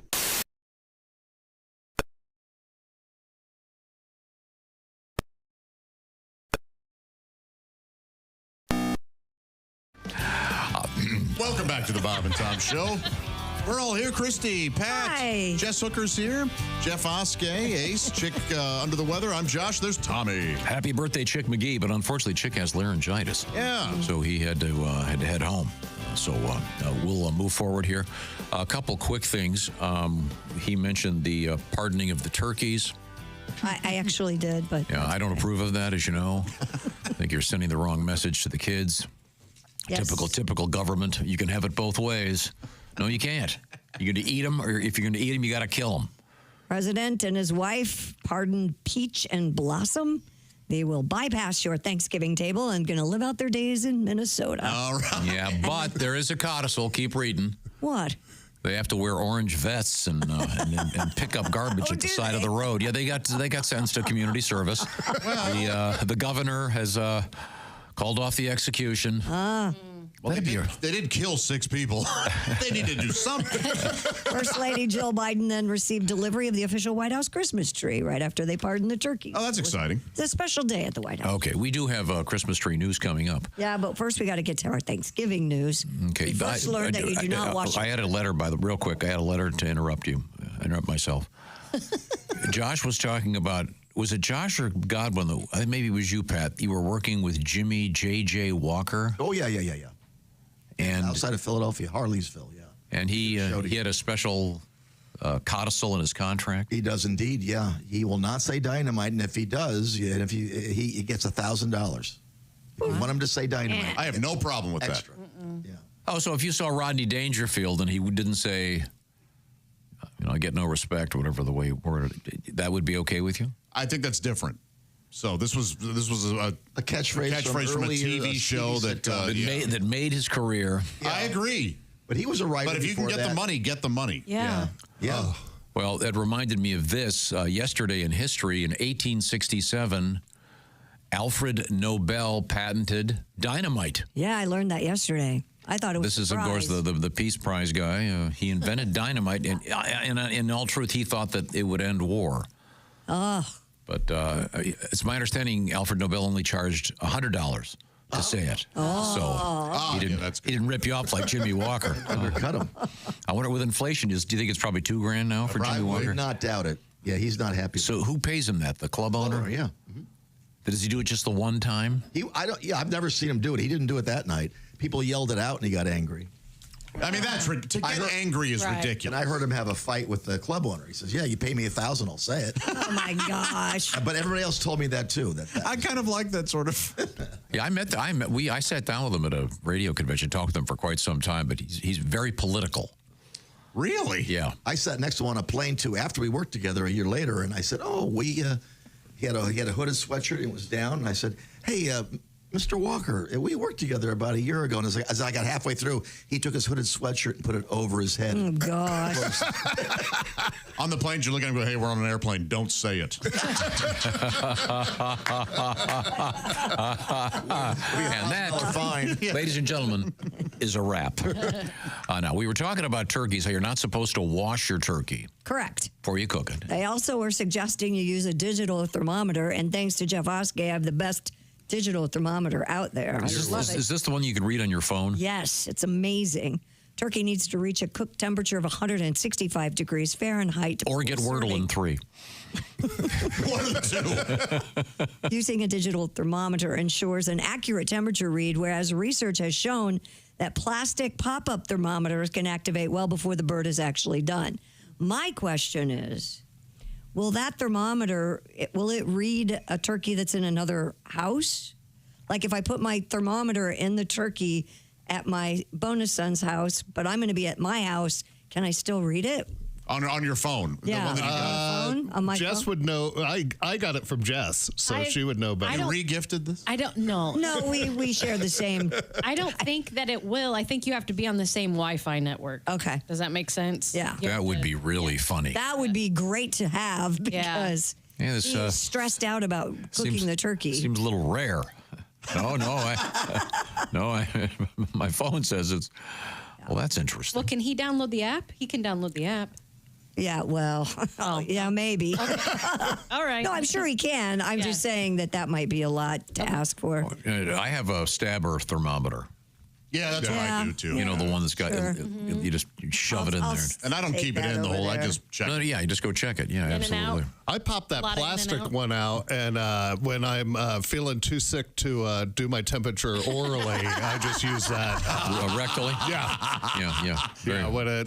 When it pops out, I know I would love to know if there's an ER doc that's removed one of those from some guy's keister. Absolutely. On some sad Thanksgiving. That's really sad. I lubed it with the gravy, Doc. Refrigerate your leftovers within 2 hours. Who does that on Thanksgiving? Rarely happens. Never. They're sitting out there for a while. Yeah. Leftovers must be refrigerated promptly to avoid the so-called danger zone of temperatures between 40 degrees and 140 degrees Fahrenheit, where illness-causing bacteria can grow. Okay, we've never done that. No. We leave food out all day. Yeah. No. Roll back for What do you do with thirds and fourths. what do you do with the big legs? Turkey legs. The drumsticks? We cut the meat off of them. You do? Yes, Oh, that's a lot of we trouble. don't do the. I mean, right away, or do you wait? No, right away, because it's a dark meat. People like that. Usually one of the kids wants the big piece. So you give them to the youngest one, and they take 2 bites and ruin it and throw it away. I always find it's almost impossible not to grab one on the thinner end and wave it like this and use the word winch in a sentence. I think it's See, if you're at the head of the table, I feel like you deserve that kind of power. Oh, I'm Henry the Eighth. Oh, yeah. Now, do you have one of those electric knives, or do you? Oh, you do? The one you only use once a year for turkey. And then you go, where did I put that? I've already started where did I put that? And by the way, for the ER doc that I mentioned earlier that had to remove the thermometer from the guy's butt, I'm guessing they have a lot of electric knife wounds. They're like a reciprocating saw. Yeah. Those things are deadly. I just use the regular one. Me too. But I grew up, my dad would always use the electric one. Yeah, when I carve a turkey, it looks like someone threw a grenade in it. Oh, really? and then jumped on it, and then I'm pretty good. Are you? Yeah, I think so. I have to have you over. I have to have you at our house too, because we're I think the missing that electric's fine. piece. The electric, that's if I had to carve up a 24-pounder, of course I'd use that. Well, that's what I have. Yeah. Yeah. Okay, well, once again, we continue with the Bob and Tom Show's turkey tips. Are there more? Yes, rest your turkey for 30 minutes after taking it out of the oven. Sure. It's going to be exhausted. It needs a rest. Yeah, please. Can I take a breather? His legs are all tied up. America's Test Kitchen called this step absolutely essential and explained resting your turkey allows the bird to reabsorb the juices released during cooking, which ensures your meat is more moist and flavorful. Yeah, so they say you rest it for 30 minutes? Yes. Yeah, but you don't let it go swimming for an hour. That's right. Because it'll cramp up and could drown. The Cooking Authority also stresses that your turkey will not get even close to cold in that time. Their testing showed it takes an hour and a half for a 14-pound turkey to drop below 130 degrees. Whoa. Yeah, all right, good. And tenting your turkey with foil will make your skin soggy. Nobody wants soggy skin. No, you don't. You want the crisp. Yeah, crisp golden brown. Although I have to say, when you carve the turkey and you put it on your plate, it's immediately cold. It's like the coldest meat ever. Like I kind of see what you're saying. I agree with you. I see what you're saying. Like, I feel like the gravy keeps it warm more than I feel like it goes cold quick. And then broccoli, I'm trying to come up with an invention. To heat broccoli? Broccoli, yeah, you take it out of the boiling water and steam, and then it's freezing in about a minute. I had broccolini last night at dinner, and what do? You eat it quick. Yeah. First thing, right? Quick, the broccolini. Yes. Now, this is interesting if you have a frozen turkey. Yeah, according to the Ag Department, a frozen turkey needs about 24 hours for every 4 to 5 pounds of weight. So if you've got a 15-pound turkey right now, refrigerator. Did I say thaw on the furniture? You can also just put it under running water. Sometimes you have to do that. Cold water, sit it in a cold water bath. If you use or set it outside. But if you do use the microwave or cold water method, you need to cook it immediately. Whereas a thawed turkey you can leave in the refrigerator a couple of days. Yes. There you go. There you go. In many cases, the best thing to do is to get a honey baked ham as backup, just in case. And we had the news story the other day that more than 50%. Oh, it was 1 in 4 would rather. Was it? No, it was more than 50% would rather have ham than turkey. That was it. Oh, we've never had any other meat except turkey at our Thanksgiving. Right. I never did either until the last few years, and then people started bitching. So I got it. We're a ham on Christmas. Lovely holiday. People. Yeah, right? Yeah. Christmas ham. Right. Turkey, Thanksgiving. Exactly, Jeff. Yeah. That's you ever had one of those honey baked hams? No. Yeah. Well, first of all, it's a car payment, but it's worth it. Probably. Why is it so expensive? Because it's worth it. because they're so incredibly delicious. Yeah. It's cooked in liquid gold. They're good. Now, Pat, I know that you're vegan. Yeah. So I did a little bit of research for you. According to this chef, blah, blah, blah, blah. Suggested dishes for your vegan guests include salad with a vegan dressing. Love it. Mashed potatoes made with almond milk. Doesn't sound so good. And the trimmings from your lawn. And that's good. You can't drink almond milk? I don't like almond milk. I can. Oh, okay. Yeah, I go with coconut. Yeah. Have you seen the turkeys that vegans are making out of bread? No. Yeah. I would like that. Yeah. I'm sorry. They are. It's ridiculous. Wait a minute. I hesitate to bring it up because I'm not doing it. You saw the gleam in Tom's eye? It's so dumb. Wait a minute, it makes but me can angry. a vegan eat bread? Yeah, they can eat bread. There's all that's in bread is flour and water. Yeah. Maybe salt. But to butter, That's can't an put butter additive. on Yeah, that's after it's done. cinnamon sugar. That's after it's done. Those are vegan. Okay, I'm in. Cinnamon toast. Let's go. I wouldn't kill a cinnamon. Your cinnamon sugar won't stick to your toast if you don't have the butter. There you go. See, there's a scientific fact. You know what I saw at the grocery store yesterday? I didn't buy it. The Cinnamon Toast Crunch bacon. Oh, yeah. Remember we talked about that? I've seen it. Yeah. Yeah. I'm It's probably curious. delicious. It probably is. Wait, what? Yes. We had a story about how there was new Cinnamon Toast Crunch bacon, and I did not get it. Wait, so the bacon is flavored like that, or the cereal's flavored like bacon? Oh, yeah. The bacon is flavored like that. Yeah. Huh. Why? That's sweet savory. Yeah, like the maple syrupy kind of bacon or whatever. When I do bacon in the oven, I put brown sugar on it. Oh, Yeah, a lot of people do. Yeah. I do. Oh, yeah. $1 million bacon. Brown sugar. How come it tastes so good? Okay, here it is. Here's the story. Cinnamon Toast Crunch bacon. Hormel and General Mills have teamed up. The cereal, so-called Cinnadust. Boy, that sounds like a Broadway show that closed after a day. Oh, boy. They're strippers on roller skates, but they sing. After a day. Bravo. She's Cinnadust, the magic stripper. Cinnamon Toast Crunch bacon. Available, this says available at select Walmart locations and becoming available at Kroger. That's where I saw it. It's at my Needlers. Old Krogs. I love Needlers. Yeah. Okay. This is. There was no. Hey! You want to buy this? You want to buy that? You want to buy? You quit needling me. Have we tried this? No, we haven't. We can. Yeah, we should. You can go grab some. Okay. Yeah, I bet you'll have to shoo a guy that's in the way in a rascal scooter. I only see 10 rashers here.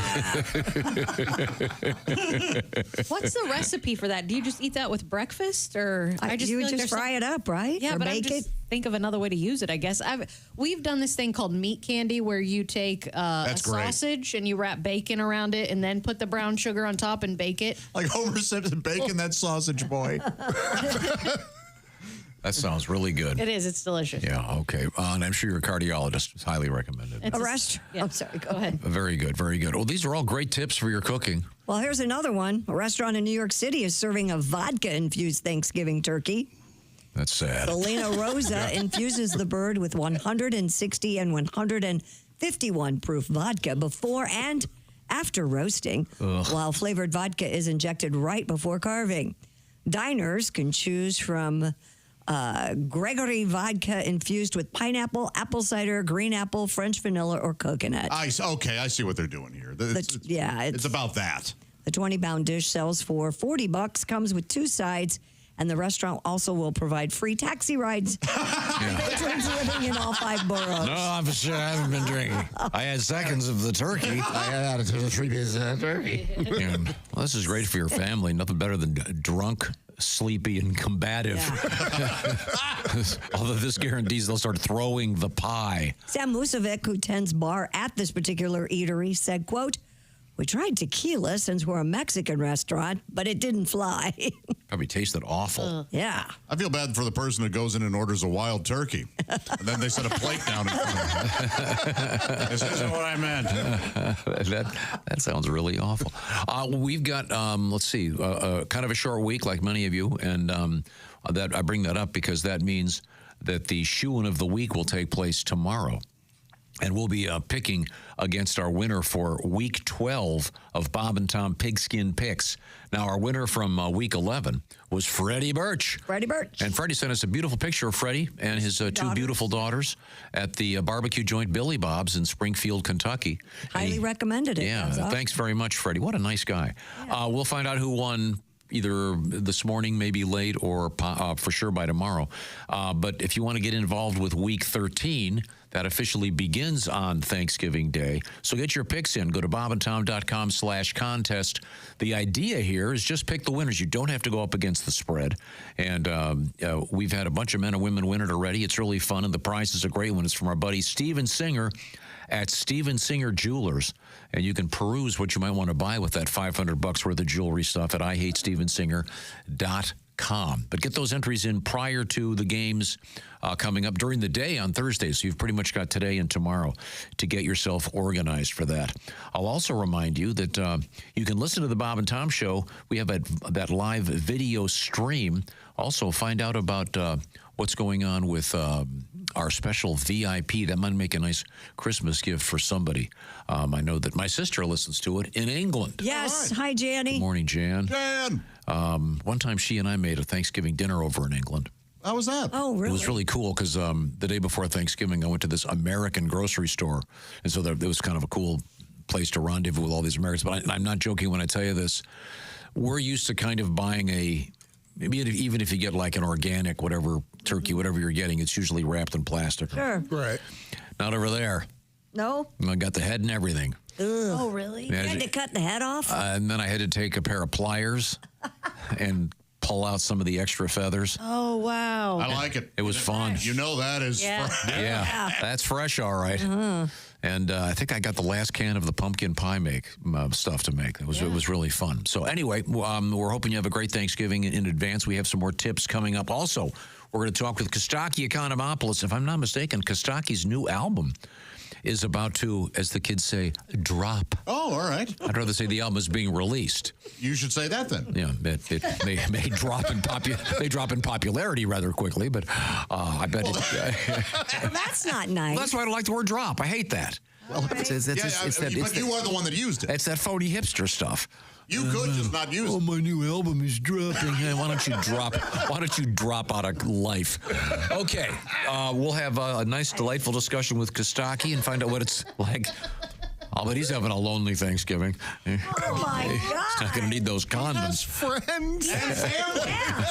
He has 2 daughters, you know. Brother. I'm sure they're going to their. I'm going to their various mothers' houses. I bet Carolina's better food. Yes, I bet you guys right there. That's all coming up. This is the Bob and Tom Show.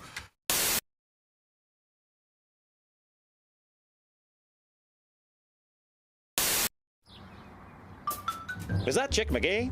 Why, it sure is. Chick McGee, who knows that an annuity from the folks at Silac Insurance Company means a retirement check in his mailbox every month. Chick works on perfecting his mailbox opening technique. Easy, Mr. McGee. Don't blow that elbow out. Chick isn't quite retired yet. He's just practicing for it. Because one day, Mailbox McGee will be taking his retirement the easy way. SILACINS.com. Silac Insurance Company. And Duke, I understand you've got a very special surprise for us. You could say that. All right. Just did. Are you ready for it? Yeah. This could be complete chaos. Okay. That's what we like around here.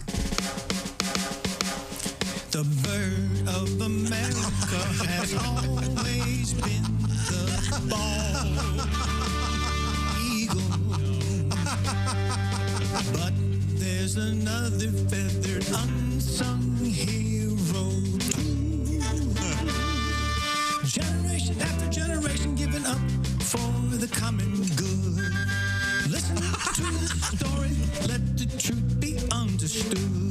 Oh, eat me! I'm a turkey. My heart, I'm red, white, and blue. Oh, eat me! I'm a turkey. A true American patriot through and through. 1, 2, 3, 4. The birds just split, flap, fly, and flutter. From the toucan to the tiny parakeet. Much meat. Pepper them with nuts, breadcrumbs, and butter. So, chop off my head and then turn up the heat. Eat me. Ha-ha, I'm a turkey. Stretch out on the sofa when you're through. Oh, eat me. I'm a turkey. Next day, I'll be a tasty sandwich, too. Now, turkeys have their splinter factions. Dissident birds, unwilling to serve. Foul, pinko, sissy, wimpy turkeys. That's right. But the major portion of these semi-flightless birds say, oh, eat me. Eat me. I'm a turkey. turkey. Yeah, penguins and parrots wouldn't be the same. Oh, eat me.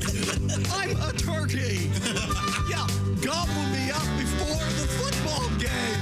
Oh, boy. Auntie Gert and Uncle Hank, get that wishbone and give it a yank. Let's take this opportunity to thank. Who else but me? A turkey, that's right. Eat me like the pilgrims used to do. Oh, eat me. I'm a turkey. If I had a musket, I'd be eating you. I regret that I have but one carcass to give for my country. One good-looking turkey there, but we're going to stuff this son of a bitch. It's going to be really good, I'm telling you right now. Turkey. The turkey's being walked off the camera. We have set up a guillotine. Look at that. My Lord, look at that. What was the budget for this? Holy hell. Today, I consider myself the luckiest bird. This thing's not going to kill me this way. On the face of the earth. Oh, boy.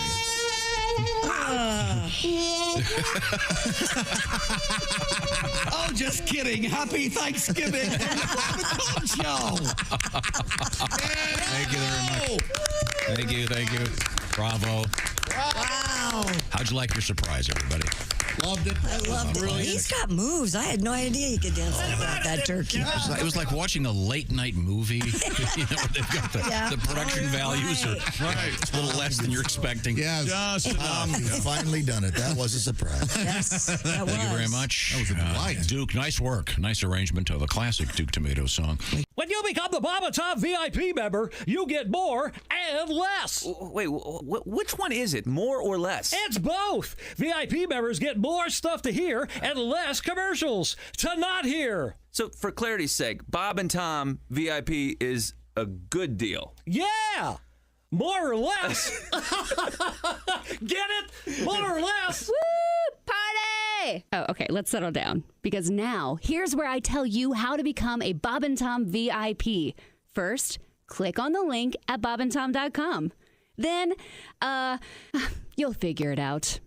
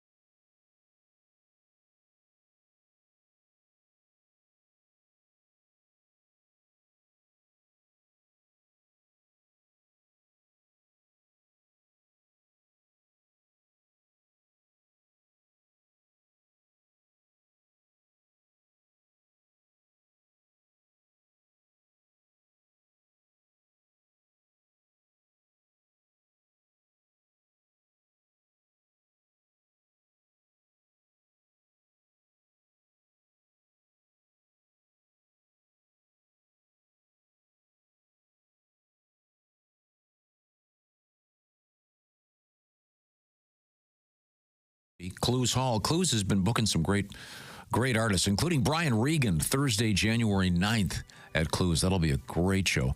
I'm going to tell you about an opportunity to show off your ugly sweater. That's right, an ugly sweater competition coming Christmas. Hey, it's the Bob and Tom Show.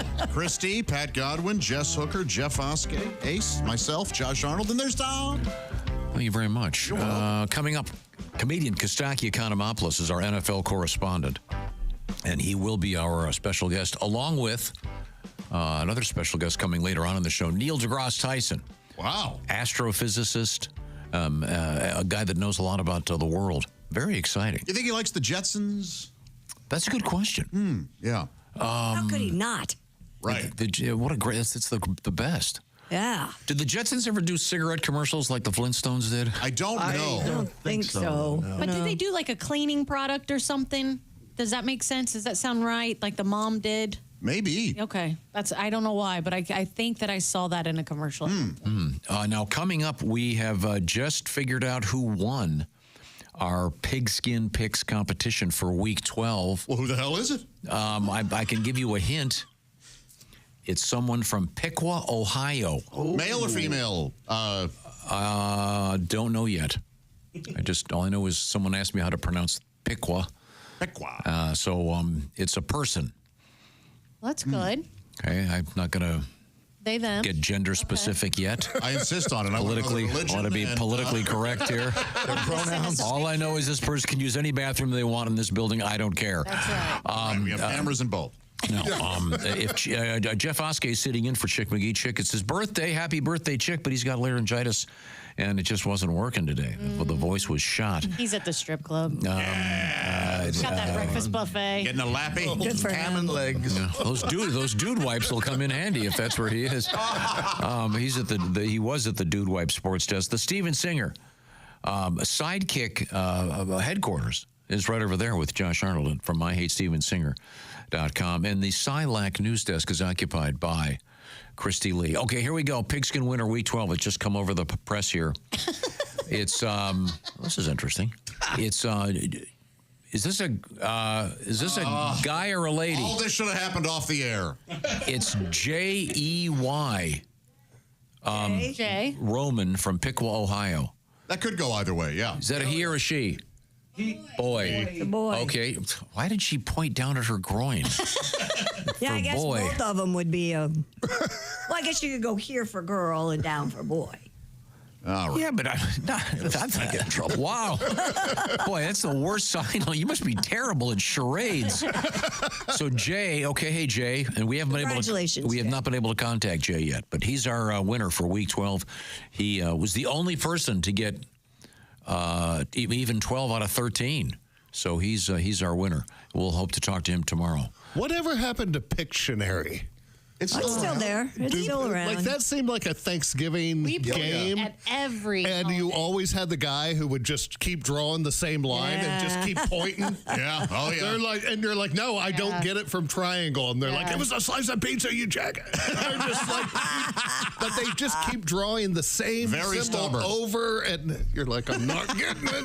That and Trivial Pursuit. Yep, Trivial Pursuit was a big one. Our family played that Really? every holiday. Yeah. I love Trivial Pursuit. Yeah. And now that we're all adults, it's a lot different.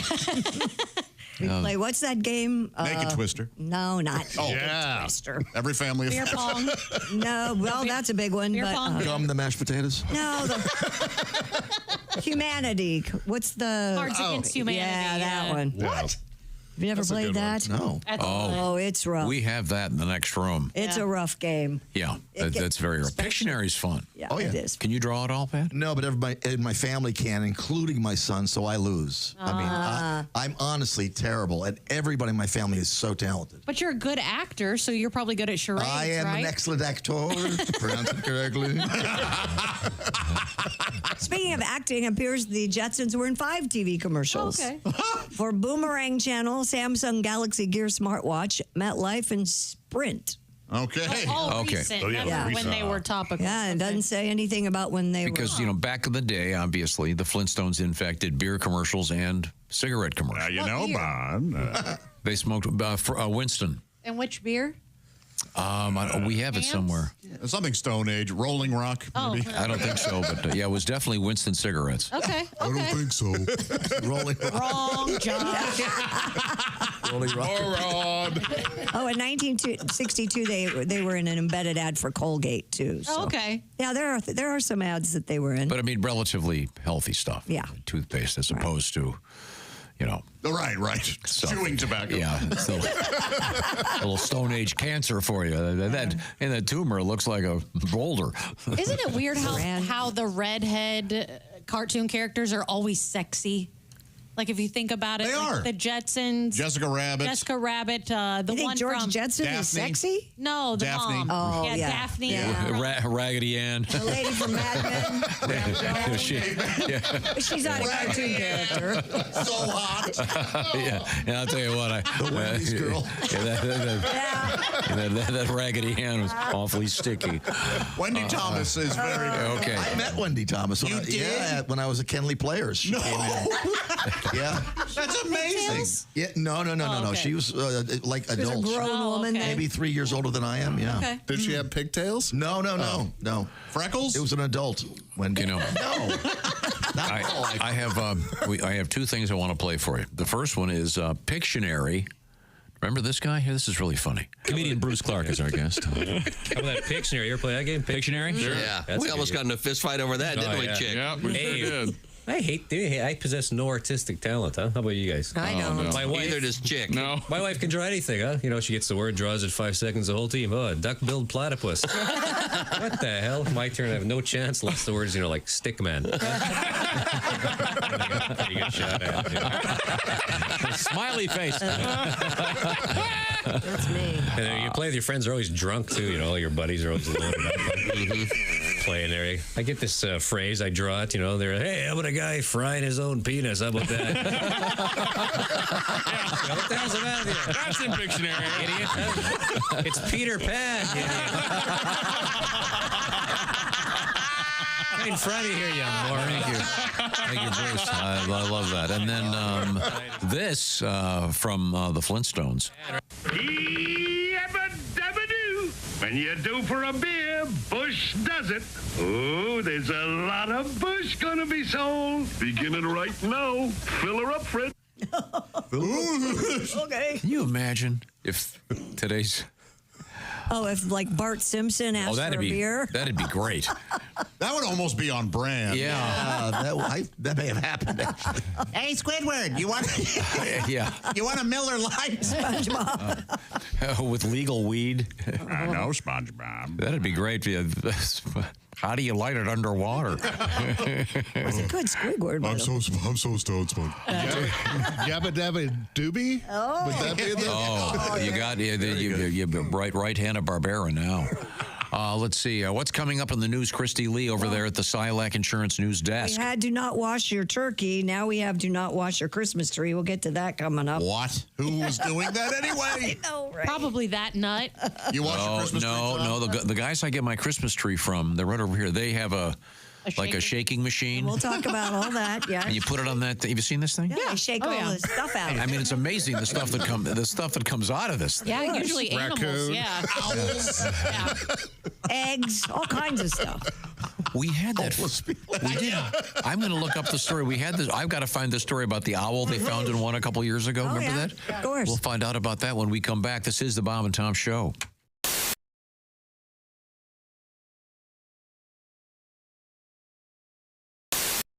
Tiki Barber here. Remember the days when I was a running back in the NFL? Well, if you're on your feet all day like I was, you get the struggle. The secret is orange insoles. Their insoles are like magic for your feet and body. They'll help you kick hip pain, sore feet, and lower back discomfort to the sidelines. Feel better, do more with orange insoles. And I asked Frank if he could sing, and the answer is not really. Probably correct. But I thought if we provided you with some great song lyrics, the song Piano Man, you could perhaps go through this with various famous people doing it. And I have a random list here. So I hope this isn't unfair, but let's just try this right now with the lyrics to Piano Man. Ladies and gentlemen, it's comedian Frank Caliendo. I'm sorry, it's John C. Reilly. Oh, I think I could probably sing this one. It's 9 o'clock on a Saturday. The regular crowd shuffles in. There's an old man. It's better than you thought it was going to be, isn't it? Sitting next to me. How about Morgan Freeman? To his tonic and gin. He says, son, can you play me a memory? I'm not really sure how it goes, but it's sad and it's sweet and I knew it complete when I wore a younger man's clothes. How about Tracy Morgan? La da da da da da. That would have been better as me. Da, da, da. Okay, Paul Giamatti. Sing us a song, you're the piano man. Sing us a song tonight. Well, we're all in the mood for a melody. And you've got us feeling all right. Adam Sandler. Here we go. Now, John at the bar is a friend of mine. He gets me my drinks for free. And he's quick with that joke. Would I light up a smoke? But he's someplace that he'd rather be. Okay, Jeff Goldblum. He says, Bill, I believe this is what? It's killing me. There's a smile right away from his face. Well, I'm sure that I could be, a movie star if I could get out of this place. Yeah. But John Madden.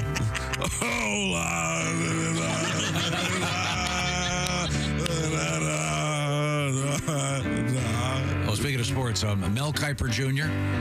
Now, Paul, talking about a real estate novelist who never had time for a wife. It's been too much time doing a thing, and he's talking with Davey, who's still in the Navy. You know, the fact of the matter is, it's probably going to be for life. And the waitress, tremendous job talking politics, and the businessmen, they're slowly getting stoned. Tremendous job, probably going to keep them lower in the draft. Yes, and sharing a drink they call loneliness, but it's better than what? Drinking alone. Seth Rogen.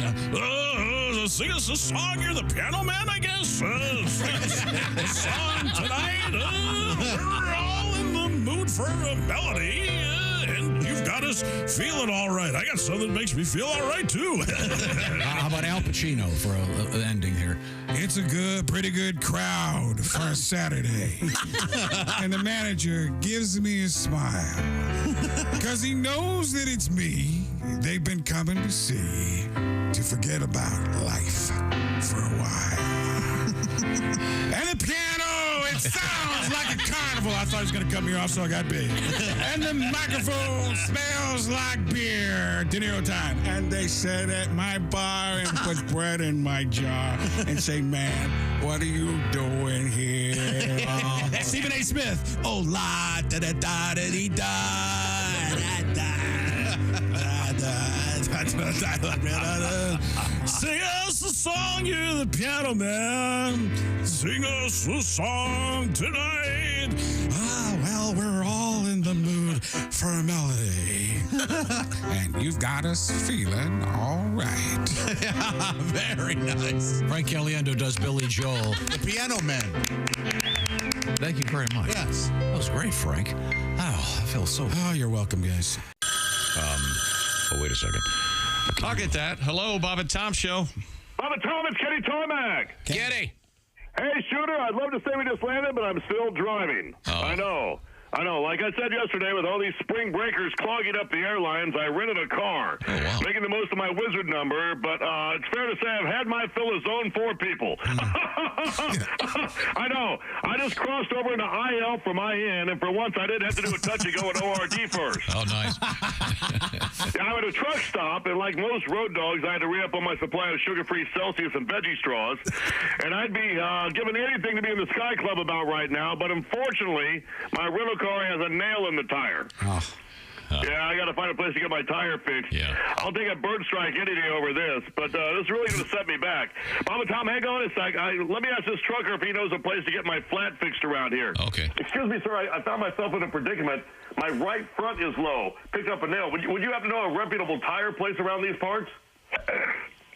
Oh, you've definitely got yourself a flat there. That's going to turn into a roll down occasion. I only won't attend to it. That's why I roll on Goodyear tires. I don't use those commie brands. I wouldn't put those on a moped, but if you can make it up to Pete's Tire Center, you're only 2 miles away. I think it sounds good. Yeah, I'll try to find Pete. What you want to do is take a left out of here. You're going to go maybe a mile and a half on the south side of the road. You're going to see a sign for Joe Gin Spa. Now, if you can't make it all the way to Pete's, be sure to stop in there. Hey, Todd, I've got to take this. I got to call my burner. They may not fix your plant at Joe Gin's, but you're going to feel like they did. Here, I've got a gift card that's got $40 left on it. I haven't been in almost a year on account of my cholesterol being what it is. When you get there, ask for Lou. Tell her you'll pass on the table sign, but you still wanted to take a look at your undercarriage. Hey, gang, looks like this might... I'm not anti-wool by any means. If there were an itchy sweater contest, everyone would... Okay. It's going to be at a great new place called The Turntable in Broad Ripple. Details coming up. Welcome back to the Bob and Tom Show. Christy Lee at the Silac Insurance Company News Desk. Hello, Josh. Getting ready to host over 20 people for Thanksgiving. Yes, it'll be fun. Yes, there's Pat Godwin. Have you alerted the local emergency room? Yeah, they're on alert. Okay, good. This is what we train for, people. Okay. Yeah, my fire department knows. Okay. They know me. Did you get someone sick one time? Never. No, and she's brought me... Christy will bring me in leftovers, and they're always just phenomenal. Yeah. Don't ruin it. It's like if Josh said he didn't like masturbation and pizza. and only half of that is true. This is my role. Right. And I have no cooking confidence at all because of it. Thank you, Tom. There's Jess Hooker. Hi. Jeff Oskey at the Dude Wipe Sports Desk today. And, of course, Ace Cosby's here. We'll have the joke of the day coming up. I'm Josh Arnold at the I Hate Steven Singer Jewelers Sidekick Chair. Steven Singer is a jeweler you can trust because he stands behind his jewelry with the best guarantee in the biz. A full 100-day, 100% money-back guarantee. Steven Singer Jewelers, IHateStevenSinger.com. And there's Tom. Nice. Thank you very much. Now, in an effort to have a diverse group of broadcasters, we have a foreigner. He is Costaki Economopoulos. With a Mediterranean viewpoint. Yes, right? yes. They get the viewpoint from Greece. With your postage-sized stamp. Postage-sized picture. What is that? Are you in a refrigerator box? That's like a science project. What is going on? Isn't it? Is that a project? Science project? It looks like a science project trifold. Yes, exactly. Oh, right. Like the diorama.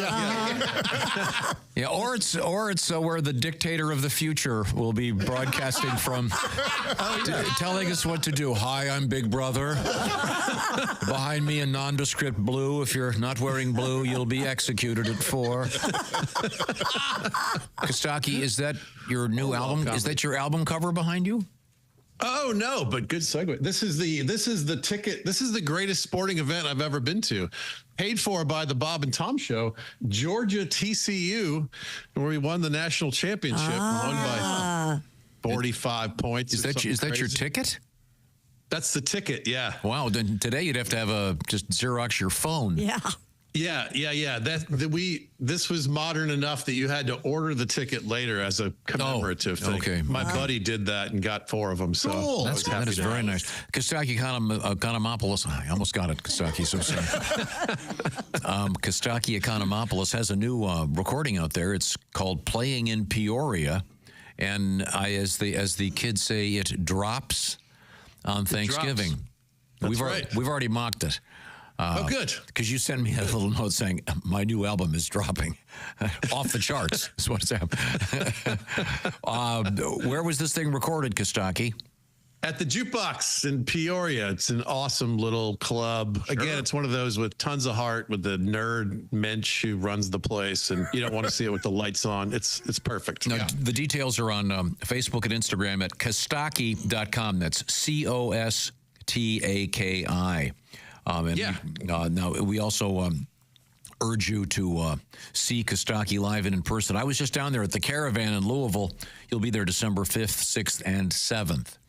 Yeah, that's a great club. Before we get to football, your Thanksgiving, we were mocking you a few minutes ago being a single guy.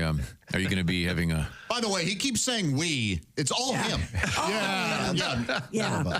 I've been mocking you with their hearty laughs, encouraging me to continue. This is how men show love. I get it. Where are you going to be for Thanksgiving? I'll be here. I'll be with the girls. We'll have, we got a whole lineup of things. Yesterday we went to the tree lighting. Today is Moana 2. All right. And then we're going to go get the Christmas tree and decorate that. We're going to make my mom's stuffing. We got the whole thing lined up. I'm excited. And are you cooking a turkey? I'm going to cook. I'm going to do like turkey breast, make mom's stuffing, have a couple sides and pie and, ice cream, and we'll keep it simple, but we'll make it Thanksgiving-ish. Okay. Yes. And now your mother was not of Greek heritage, is that correct? No, my dad was actually a really good cook. And so he and mom had a deal. Mom did breakfast, Christmas, and Thanksgiving, and dad did all the rest. So mom would get up at 4 a.m, put the turkey in for Christmas and Thanksgiving, and do all the American trappings, and dad did all the rest. Okay. Would he do something? So would he have some unusual Greek sides for Thanksgiving? We always had baklava, like the Pilgrims did. Like some Dolomades. Tomates. Yeah. Tomates, yeah. I believe it's Dolomades, please. The Dolomade sounds like a pill for a bad back. Or a rapper. I like Jim your Brown movie from 1976. That sounds like a dude in a bad neighborhood. You don't want to see Dolomades. Get out of here. Now, Costaki is also a football fan, and he has an analysis of football from a comedic perspective called All Pro Lines. You can participate, and he's going to run some of the jokes by us. We will be an unbiased audience. I bet. Ready to laugh, to laugh heartily. The football week this week started Browns Steelers on Thursday with the snow game. Oh, it was beautiful. It was so great. The game was so white, it bought a Prius. It was white. I like the joke. I hate those snow games. Why? You hate the snow games? Yes, it's so stupid. As I said, what kind of American are you? It's weather. It's not. It's like having it raining at a billiards tournament. No, it's going to be kind of hard. You got to watch out for the water on the felt. It's football, Tom. It's played outside. As Chick said, that's the opinion of a man who doesn't care for football. It was awesome. It was like this. It was like a snow globe. The game was so white. I asked to see the manager. You see how the jokes here? It came with a side of ranch. It was white. It is white. It hangs out with Tom Griswold. It was really white. Has golden retrievers. Yes, that is a white dog. It's currently on a waiting list to buy a Cybertruck. It was really white. When it has sex, it plays a John Tesh CD. Hey, I do that. It owns a shirt from Cracker Barrel. It's white. It's a white game, you see. That field was so white, it looked like Charlie Sheen's coffee table. Am I right, everybody? No, the cocaine is white, apparently. Apparently. The New York Giants released Daniel Jones. It makes it sound like they drove into the country and let him out of the car and drove off, which is better than playing for the Giants. After the game, Giant star Malik Neighbors called the Giants soft as F. Soft as F. I don't think he's doing it right. I hear they have a pill for that. The Giants still do not have a home win. P. Diddy has a better record at home. The man's in the jail, you see. The in stir. You might see some videos coming up. Yeah. Macaulay Culkin has a better record at home. He's 2-0. That's right. For more home surrenders, you got to go back to France. Am I right? Okay. White flag. Yeah. As road wreckers go, the Jaguars are 0-6 on the road. Possums have a better record on the road. Tiger Woods has a better road record. That's famous crashes. Thanksgiving features Giants Cowboys. Yikes. Just to have something else to do, you might want to start a political fight with your family. That's upsetting. The early Thanksgiving game, Lions-Bears. The Lions are going to run up the score on the Bears like Steve Spurrier is worried about the coach's poll. This game's going to be ugly. Lions are going to tuck the Bears in for a long winter's nap. Have a good hibernation. Off you go then. I got a technical question for you. All right.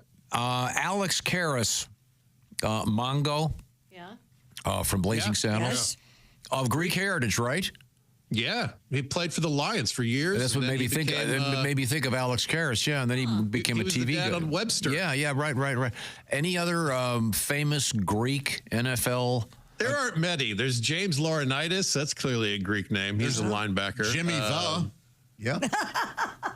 Jimmy the. Yeah. Yes. Oh, of Greek hair. Jimmy the Greek. Yeah. Okay. Jimmy the Greek, also a famous poker player who once very badly misplayed the race card. Good night, everybody. Oh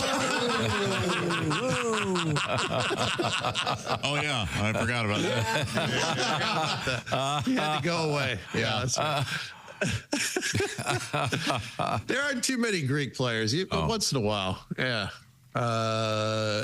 Then the Thursday night game, Thanksgiving night, Dolphins-Packers. Tua said he's excited to kill narratives. Great. Just don't kill any neurons. We're worried about you, Tua. Stay healthy up there. Oh, okay. He's 0-7 in games under 40 degrees. He's playing in Green Bay at night in late November. This could be bad. He lives in Miami. I was like, well, where's he from? Probably some frigid, tough, blue-collar town. No, Hawaii? Yeah, he's screwed.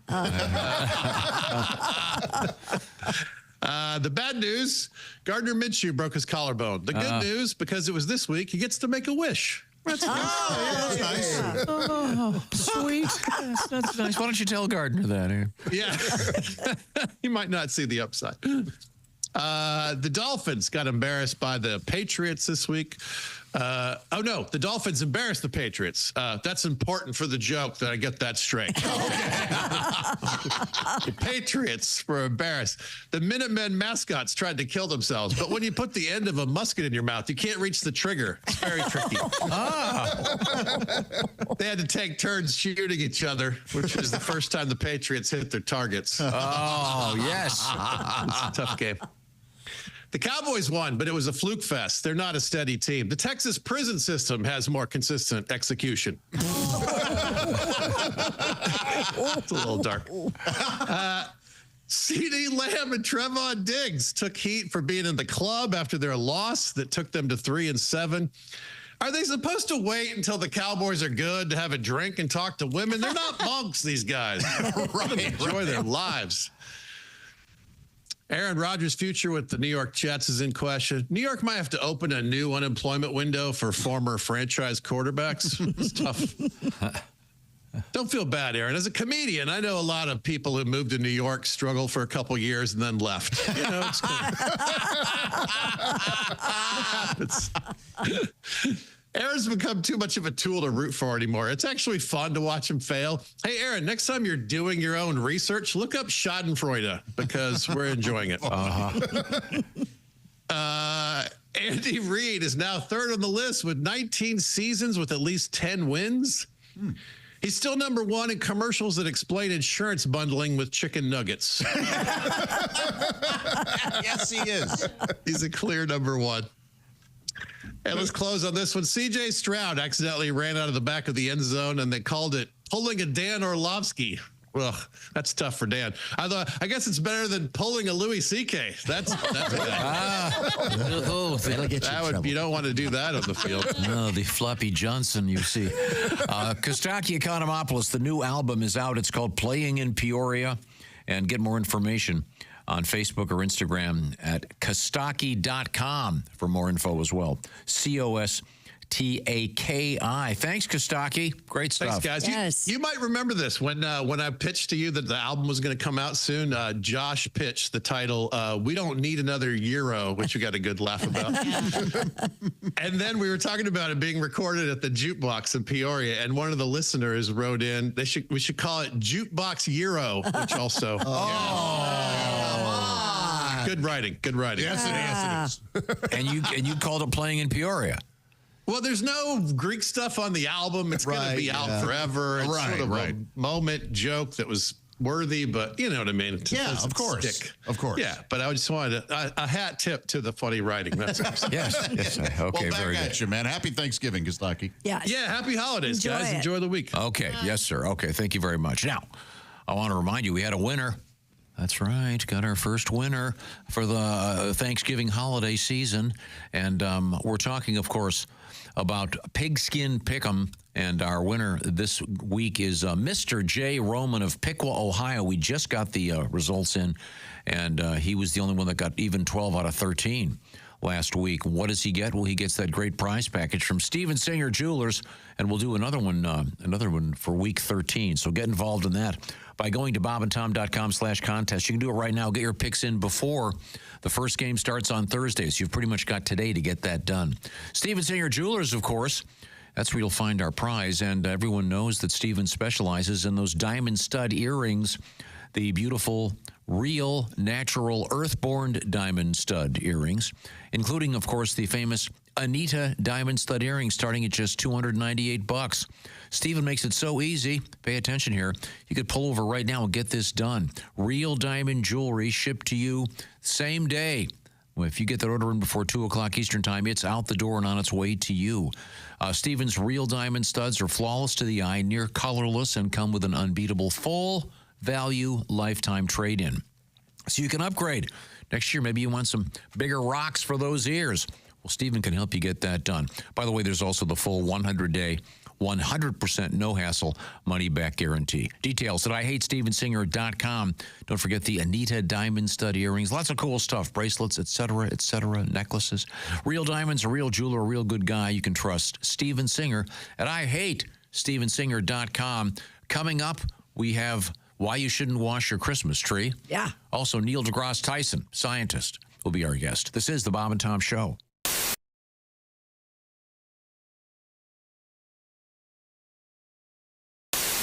All right, where's my big bowl? Hey, Josh, new orange insoles are in with that deep heel cup. You should see how deep this heel cup is.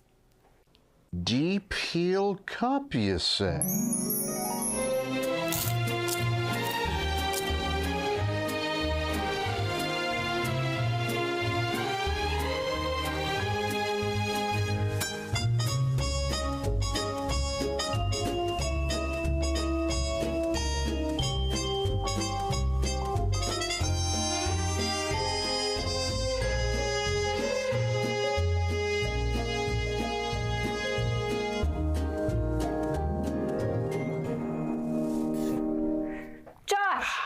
What are you doing?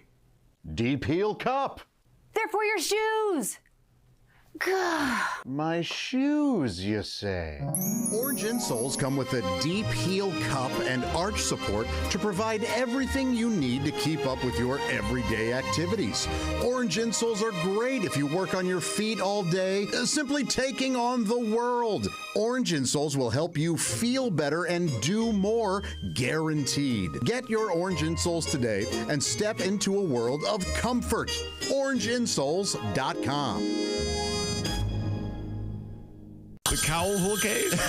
Could you answer the NutriChops hotline for me? Hello, Bob and Tom Show. Hey, Bob and Tom, it's Donnie Baker. Hey, Donnie, you okay? Yeah, I'm good. You guys getting excited about Thanksgiving? Very. I'm just trying to grind down some beef jerky in preparation for it. Is that right? Well, like I told you, it's my favorite of all the holidays because first you get to cram yourself full of all the meats, and they got to ring the bell at Arby's to prove it. Then next day at 6 a.m., it's hand-to-hand combat time at the mall over the last Go Wet Yourself Wendy doll for your little niece. Of course. I swear to God. And secondly and foremost, Thanksgiving's a great time to argue with your family face-to-face instead of just on Facebook and Ancestry.com like we do regular. Sure. And 10 years ago, it'd be all men in the family room, you know, watching football while all the women was cooking. But nowadays, you got all the Republicans in your family hanging out in the study watching Fox News while all their Democrat kids are posted up behind the Benny barn smoking pot. Thanks, good. And then all the while, my mom is stuck in the kitchen with your libertarian cousin who's droning on and on about how popular his podcast is and how he's going I'm going to interview Dick. You came in 7th on the 14th season of Survivor. Swear to God. That'll be a good podcast. We're up to 114 followers in 3 different counties. Anyways, the reason I'm calling is I always hear you guys talking about the exotic gourmet dish called turducken. Oh, yeah, for Thanksgiving, the turducken, sure. That's where you stuff a chicken into a duck and then stuff the duck carcass into a turkey and then cook it all. Right. I mean, sure, that's good eating. It's a good hybrid option. But if you love turducken, you'll really love our Baker family multi-meat specialty. Oh, what's it called? It's called butt foxin'. It's a butt foxin'. Yes. Okay. It's a butt steak shoved inside a fox carcass. Tasty fox, red fox. It's stuffed fox is then stuffed inside a chicken roaster. Right. I see. You cook it at 350 for 3 hours. It's a lot of work. Yeah. Sounds like it. Well, get the fox inside of the hen's hard. You're going to want to grease that cavity up real good. Olive oil. Yeah. Or if you're in a pinch, butter will work. Unsalted, by the way. Okay. Well, sure. And man, they love it so much, people will bow dart it. They'll jump on that thing. And worst case scenario, just if you don't have butter or the grease, spit on it. You know, the germs will burn off in the oven. All right. But Christy stuffing a butt foxin' reminds me of the very first time me and Denise Congress got together behind a recycle dumpster at Betty's. I don't really want to hear about it. I don't either. I do. She was a natural fox. Really? I got that like it's 2 words come to mind. Super moist and tender if you bend her. Ace, hang up the phone. Goodbye, Donnie.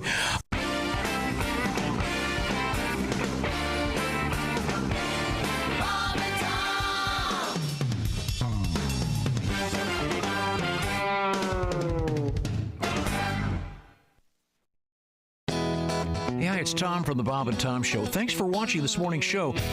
To listen, just go to bobandtom.com. Check out the list for a station near you, or stream the online radio station on our website and the Bob and Tom app. The Bob and Tom Show, on air, on app, and on demand. We were talking about racial stereotyping because you're a golfer. Yes. And I know that we were talking about golf off the air, but a lot of stereotypes in the world. Certainly, one of them about Asians in sports, and I think that's really now really being changed, particularly in the world of baseball, basketball. It's huge changes. Maybe great. 15, 20 years ago, you didn't really see that as much. It's great. I love seeing Asians in sports, and yeah. Hey, welcome back to the Bob and Tom Show. A lot to be thankful for, including Christy Lee over there at the Silac Insurance Company News. And, of course, Pat Godwin. Hello. There's Jess Hooker. Hi. Jeff Oskey at the Dude Wipe Sports Desk. Yes, sir. Sitting in for the birthday boy, Chick McGee today. There's Ace Cosby. I'm Josh Arnold at the Steven Singer Jeweler's Sidekick Chair, and there's Tommy. You might be thinking, oh, that's how nice to give Chick his birthday off. We didn't. He's got laryngitis. He came in and quite ill. It's well, in a way, you gave him his birthday off by giving him laryngitis. I don't know why I keep getting accused. I had laryngitis 2 weeks ago. Yeah, it's a virus that hangs around. Yeah. I mean, I didn't invent it. The evidence. I'm not patient zero. You are. You are patient zero. You are in this room. Ace had it, you had it, Pat had it, and now Chick. The guy, Tom doesn't necessarily understand how communicable diseases work. I'm doing my own research. Well, let's see now. Where were we? Oh, we were talking about. We reviewed why you shouldn't wash your turkey. Yeah. And I saw this article I thought was kind of interesting about how you're not supposed to wash your Christmas tree. Yeah, you don't need to do that before you bring it inside the house. Dr. Eric Benson, a professor at Clemson University. You want me to get that? Told Country Living that while you may find a few hitchhiking bugs, the insects that live on Christmas trees are not serious pests. The bugs are also unlikely to survive for very long as it is too hot inside and there's no food. Other ways, of course, to prevent things from coming into your home include having the tree shaken at the tree farm lot, which they usually offer to do. Yeah, the place I go, they've got that. I mean, what an odd machine that is. Oh, I know. It's really It's not really good for much of anything else. No. You know, because some hill jack is, all right, turn it on. And he's... And what is he shaking? His rectal area. They have the good machine, the good shaking machine. Yeah. The Bad Nanny brand. Oh. Wow. That's a good brand of. Other ways to prevent things from coming inside your home and in your Christmas tree is by using a leaf blower. Okay. Look, if you're that worried, you have to get a fake tree. Yeah. So what they're saying essentially is don't take a hose and wash the tree down. If you are going to wash your tree, do us all a favor, light it first and plug it in. Save us all some time. And put it in the bathtub? Yeah, exactly. Okay. Inspect the tree for bugs and eggs, and of course, vacuum up any lingering critters. Well, duh. Vacuum. Yeah, like well, the squirrel ruined my Dyson. Did you see? We had an article one time about certain things never buy used. And the number one thing to never buy used is condoms, vacuum cleaner. That and a mattress. Ugh. Vacuum cleaner. Yeah. In some states, it's not legal to resell a mattress. Oh, I know. How is Good condoms reason. not number one? Because it never happens. Oh. They're single use. They have reusable condoms. Not according to Donnie Baker. You just flip them out and dry it out. Yes. Right. That sounds like something someone probably tried to market. Yeah, I don't know. I mean, it's for an environmentalist, you know.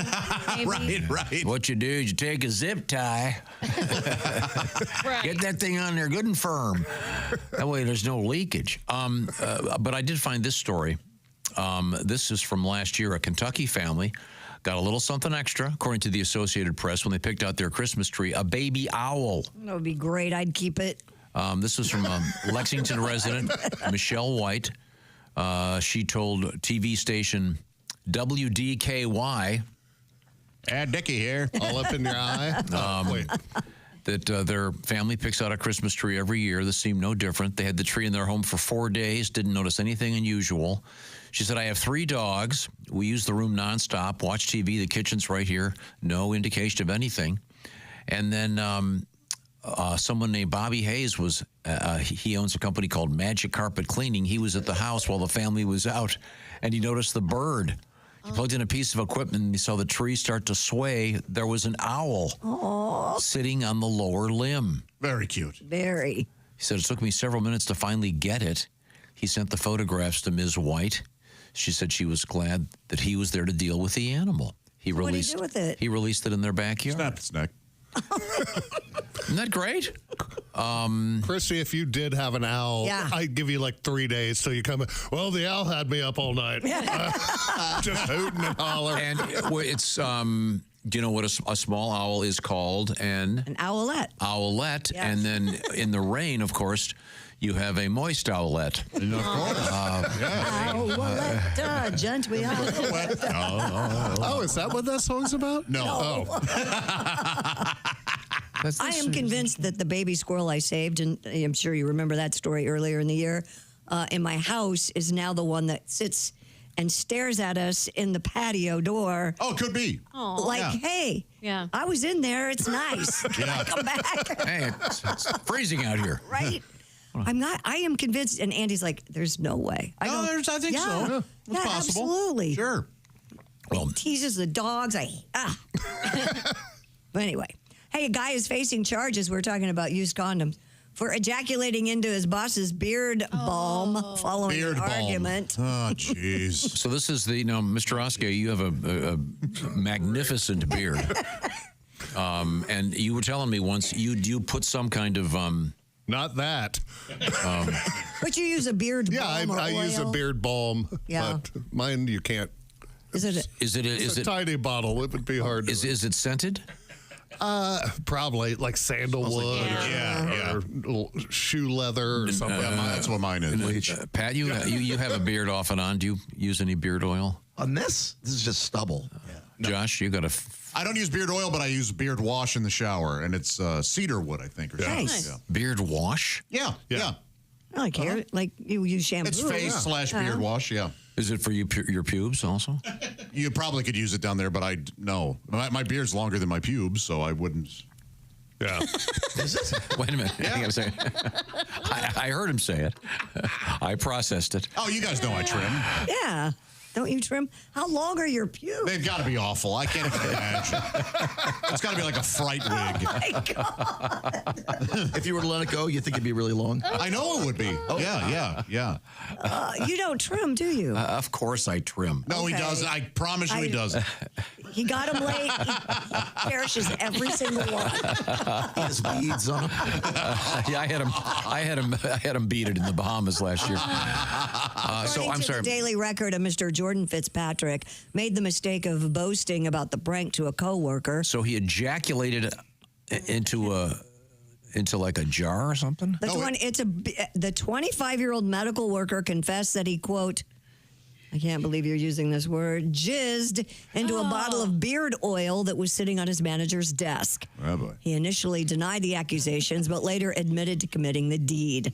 The contents of that bottle sent for forensic analysis and found to include semen containing DNA that matched Mr. Fitzpatrick. Well, they're going to a lot of trouble. Yeah, the sheriff has now called for a criminal Oh, investigation. sure. Yeah, you need to be arrested. Yeah. But in his defense, I understand the guy's beard was nice and firm. Looked really good. Gave him a jutting jaw. Oh. Man.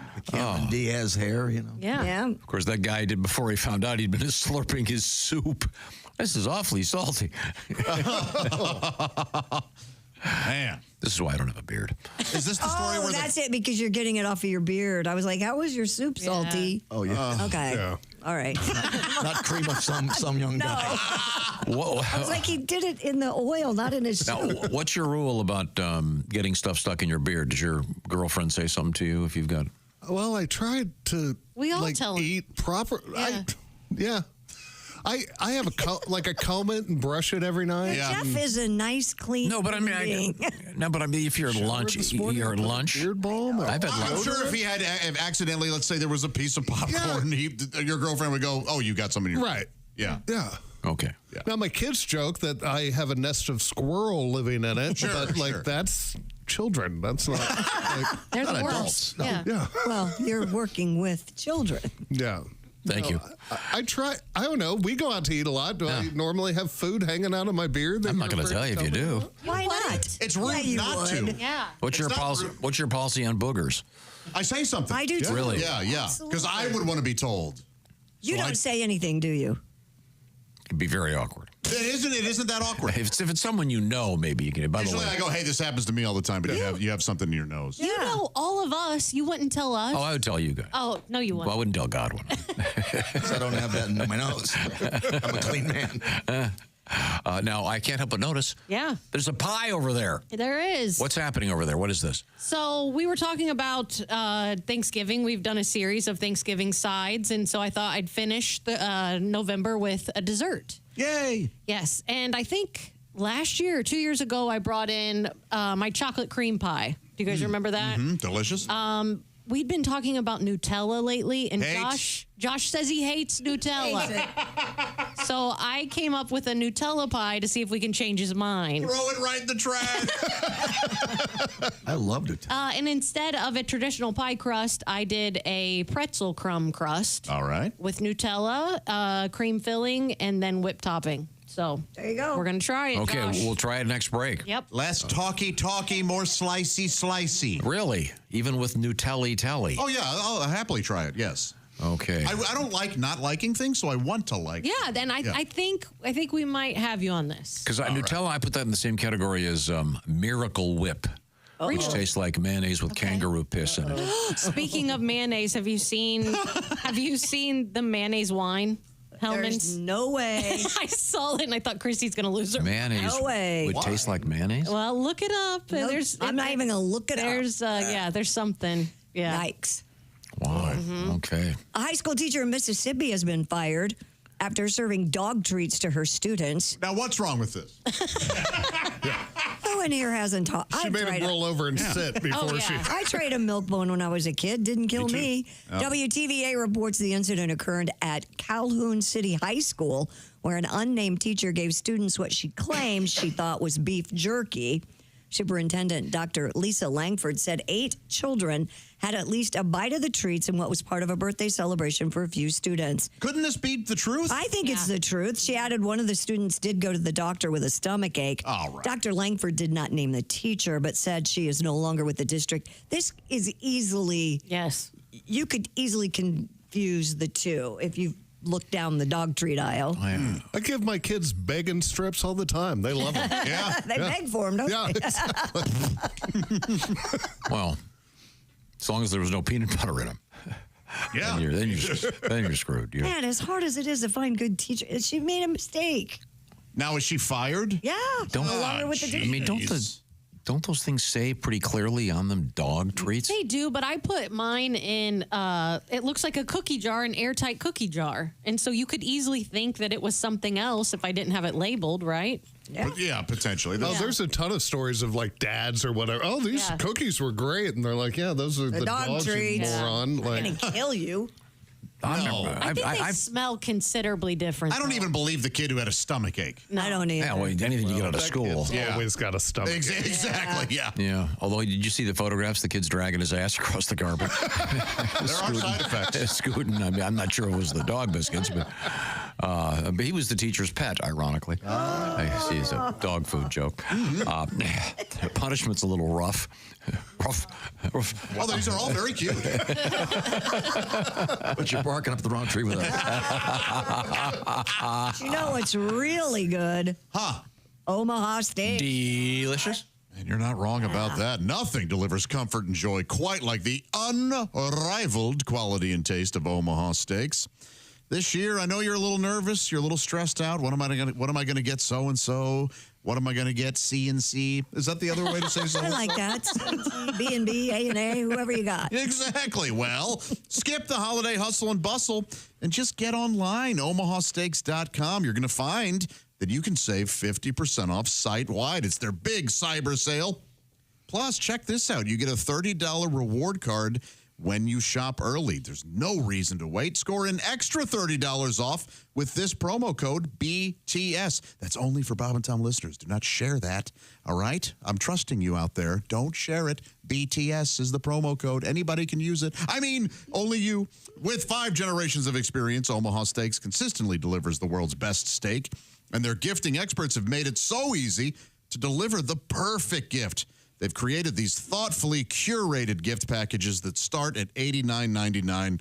They're absolutely wonderful gifts. Make sure you get yourself one as well. This is definitely one of those presents where it's like, well, 7 for the family, 1 for me. And I say add on some of that Meat Lovers lasagna. It's a perfect way. You know what's perfect?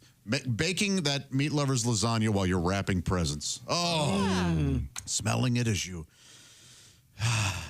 I want one now so badly. From legendary steaks to mouthwatering desserts and more, save 50% off site-wide during the cyber sale at omahasteaks.com. And remember, Bob and Tom listeners get an extra $30 off with promo code BTS. And that's not all. You're also going to get a $30 reward card when you shop early. That's 50% off at omahasteaks.com and an extra $30 with promo code BTS. Minimum purchase may apply. Visit omahasteaks.com for all the details. Makes a great gift. Sure I do it every year for my brothers. Send them a nice case of steaks. Now, coming up, we have Christy Lee over there at the Silac News Desk. What is in the news? Well, we have potato chips that land some kids in the hospital. We have snow in Hawaii. Yes, you heard me right. Snow in Hawaii and a ski in, ski out McDonald's. We'll talk about it. All right. That'll be cool. This is the Bob and Tom Show.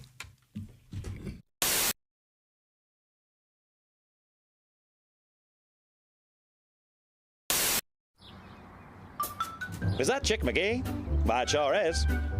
Chick McGee, who knows that an annuity from the folks at Silac Insurance Company means a retirement check in his mailbox every month. Chick works on perfecting his mailbox opening technique. Easy, Mr. McGee. Don't blow that elbow out. Chick isn't quite retired yet. He's just practicing for it. Because one day, Mailbox McGee will be taking his retirement the easy way. SILACINS.com. Silac Insurance Company.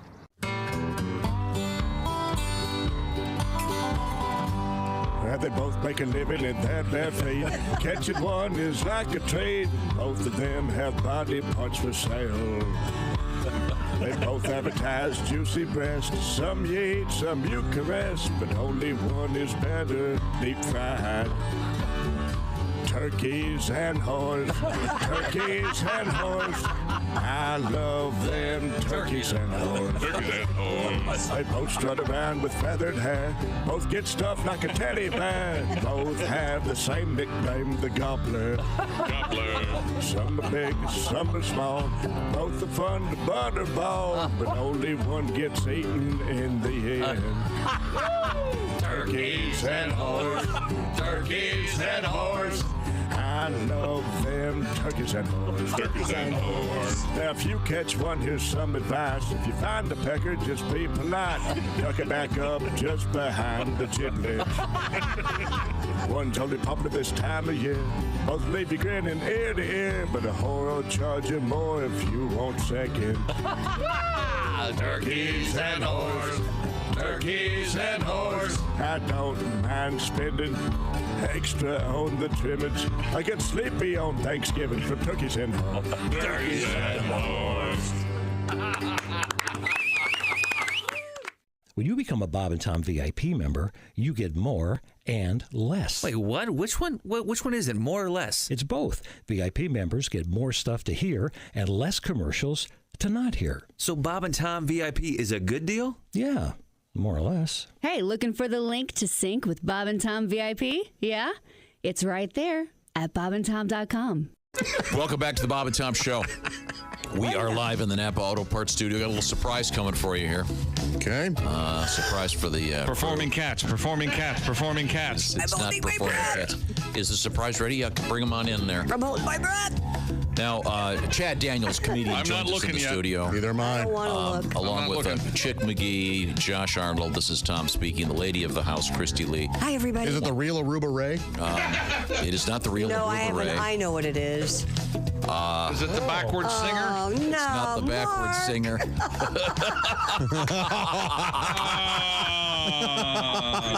I've brought in That's great.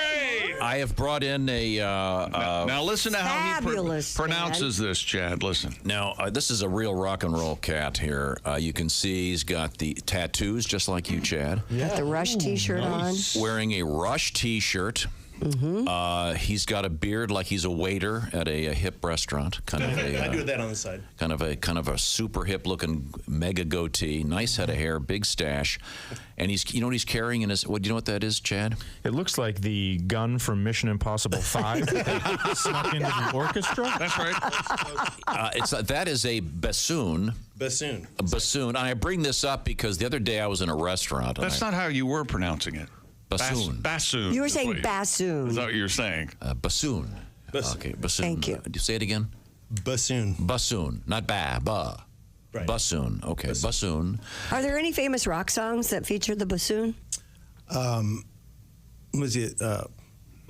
What is it? Wait a second. Oh my God!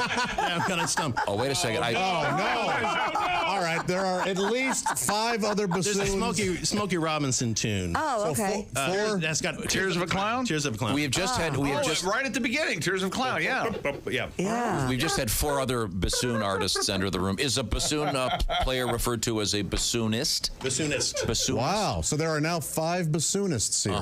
Are those all the same size bassoons? No. When do you want me there, bassoonist? Now I know as a former clarinet player, there's also a bass clarinet. Right. Are there alto bassoons and bass bassoons? Yes. There's contrabassoon. What does that mean? Twice the size of this. You have to smuggle Plays them. about the lowest note of the Yeah, exactly. The contrabassoons are smuggled, as Christy just brilliantly said. If this happened in a high school, they'd lock it down. Pablo Escobar was a contrabassoonist. I can actually bring one of those in sometimes. Okay. Once again, this is the Rock E Bassoon Quintet.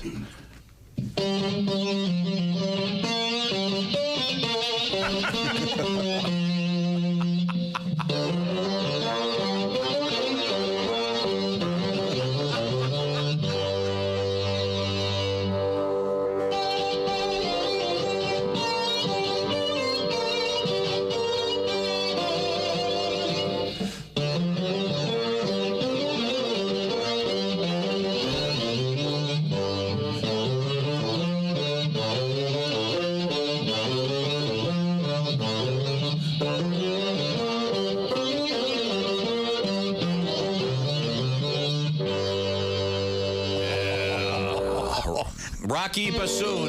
Oh, there's more.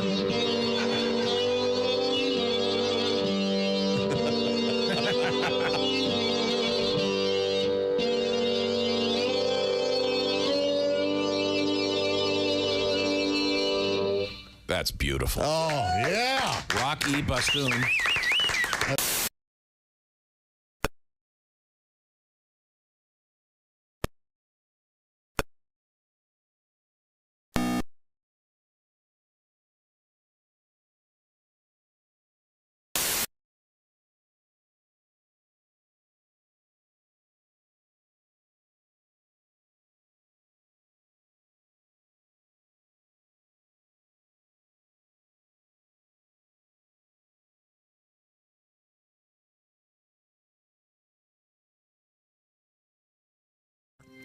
Not going to tell you. Wednesday, April 11th. Show up. See what's happening. April 11th. April 11th. Oh. Okay, it's December. Hell. Hey, it's the Bob and Tom You know what Chick says sometimes? Maybe radio isn't for you. Wow. Giving people bad instructions make them research more to find out. They pay attention. He can explain away anything. I know. Anything. Captain Spin. It was so good. We're all here. Chickster's out today. He's laryngitis. On his birthday. Yeah, laryngitis on his birthday. That's no fun, huh? Oh. But he's... Hey, I got an idea. He got his birthday wish. He's away from us. I was going to say we should go over there right after the show and take him a birthday cake. Oh, God. That would backfire so hard. I'll go right now. Yeah. I'll call in from his front porch. Go. Oh, yeah. No, Jeff, he likes you. Oh, yeah, he would let you in. Well, yeah, that would kill him. Yeah, no. Okay, well, now you guys are eating as we speak. Ms. Hooker created a Nutella pie. I did, yeah. So it's I do peanut butter pie and chocolate pie. I make a lot of those. Those are the big ones. Coconut cream pie. Those are the big holiday pies that people request. And since Josh said he didn't like Nutella, I thought I'm going to try and change his mind. And Nutella it's like a chocolate infused with hazelnut spread Yeah, okay. is what it is. It has the consistency of peanut butter. And so I just took my peanut butter pie recipe and subbed Nutella. And then I changed the crust from a traditional pie crust to a pretzel crumb crust. And? Josh? It's fantastic. I just kind of yelled at me because I was more than halfway done with my slice before we even got back He on was the air. breathing down my neck. He goes, I'm trying to be patient. Can you cook faster? And so, yeah. So I don't even, he had barely had the plate in his hand before he had his first I was bite. excited because one of my favorite things in life is I just love the combo of pie and coffee. I think any time of day, it's just wonderful. I love it. It's such an old guy thing, but I know why they love it so much. Yes, yeah. And I had a fresh cup of coffee that was ready to be sipped, and I was just so excited, and I love it. Oh, good. Did you try the pie? No. He doesn't like Nutella either, so that's why. I'll take a taste here in just a second. Did you don't have to lie to me. Yeah, I did. Yeah. Actually, I go easy on the sweetening of the whipped cream because the Nutella is intense. That's a lot of sugar. It's real good. The crust is so good. You like it? Yeah. I love the whipped cream is great. The pie, the entire thing is. How do you make the crust? The same way you would do a graham cracker crust. So you basically pulverize the pretzels. Do you have like a special hammer? Yes. Bowling pin? I use your cereal hammer. And, actually, I just do it in the food processor so it's consistent. And then you just add butter. And actually, I added a tiny bit of maple syrup. And then you let it set up in the fridge. Wow. Yeah, it's fantastic. Sounds delicious. Thank you very much, You're Ms. Hooker. Congratulations going out once again to Mr. Jay Roman of Piqua, Ohio. Only person to pick 12 out of 13 games. He got more than anybody in our Pigskin Picks competition. So he'll win that gift certificate from Steven Singer Jewelers. We hope to talk to him tomorrow for a special early edition of the Shoe-In of the Week starring Chick McGee. But right now we go back to the Silac Insurance News Desk with Christy Lee.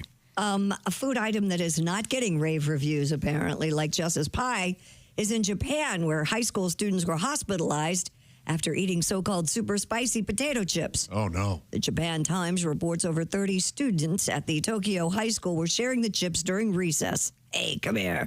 when someone started complaining of nausea and acute pain around their mouths. 14 were later rushed to a hospital, with one student feeling so ill they had to be transported on a wheelchair. According to local media, the chips in question have the brand name R18 Plus curry chips. The manufacturer's website states that those under the age of 18 are banned from eating the chips, which are so spicy they might cause you pain. Thus, the reason they were doing it in high school, because it says we can't. Yeah, that's a great way to get kids to do it. Exactly. Have you guys had hot curry? Like, have you? I have. experienced it? Yeah. Yes. And it can cause pain. Like, Yes. it'll cause your lips to throb. It'll be so You're hot. exactly right. Yeah. Literally throb. Yeah. Yes. Yeah. I'm not of the school that finds that interesting. No, I didn't care for it. And then I didn't either. It was too I love hot. curry, but no. Same. they talk to these kids the next day. Yeah. Yeah. You know, I think the Japanese translation of that is ass blaster. Well, it's made with what's that stuff? A bear spray mace. I don't get the I can eat really hot stuff. I don't. Yeah, that's what, Ace is sitting over there all quiet, but he loves it hot. I like it hot as long as it has flavor. Yeah. Yeah. It's got to be hot and flavorful. Yeah. Sure. Yeah. Okay, well, it's nice to know that there are stupid kids in Japan, too. Hawaii has had more snow this season than New York City, ladies and gentlemen. According to the Mauna Kea Visitor Information Station, the first snow of the season fell at the volcano's 14,000-foot summit on October 28th. Oh, that doesn't count at all. I knew you were going to say that. You mean Fox weather because it's 14,000 feet above sea level? notes that while Hawaii has a tropical climate at lower elevations, Mauna Kea's elevation means it experiences freezing temperatures and significant snowfall. While some areas of the continental United States have experienced snow this fall, New York City has yet to see any snow this season. This would be if the story had been reversed, if New York City had more volcanic activity than Hawaii, then now we got a story. No, but I do know this. What is it? In the native, what's the indigenous? What's the proper term? The true Hawaiians. The people who were there before. Yes, Tom, we got the descendants. They have 50 unpronounceable ways to say the word snow. Right. Worth it. Pat, do you have a song? Don't you love to think about, the Eskimos? They have 50 words for snow. I do kind of like it. I like it. They're Inuit people. That's because it's so boring. It's like the 50 words you have for poop. Yeah. It's the same. There are 50? You guys read that Eskimo dating book? He's just not that Inuit. Yeah. It's popular. Yeah, kind of racist, I think. Pat, do you have a song for us about this? About the Hawaiian Yes. snow? I might. People actually vacation in Hawaii. They make some mistakes with where they go to. Oh. So, here we go. Tiny snowflakes in the poi make me chilly. Oh, it doesn't bring me joy. Tiny snowflakes are what we left New York for. If I wanted more snow, I could have vacationed in Illinois. So lick a waka sucker on these snowballs. We can't make it to the beach. Chicka-waka-sucka. This place can kiss Maui ass. My travel agent's out of reach. I never knew Hawaii. Why? Had so much snow. Look at it fall. If I wanted bad weather, I could have stayed in Buffalo. I was going with Idaho. That wasn't bad. Oh, thank you very much, Patty G. Now, coming up, we're going to talk with Neil deGrasse Tyson, and we've got some other interesting stuff, including skiing. Yeah. A ski through McDonald's. Yes, and we have space news. All right, this is the Bob and Tom Show.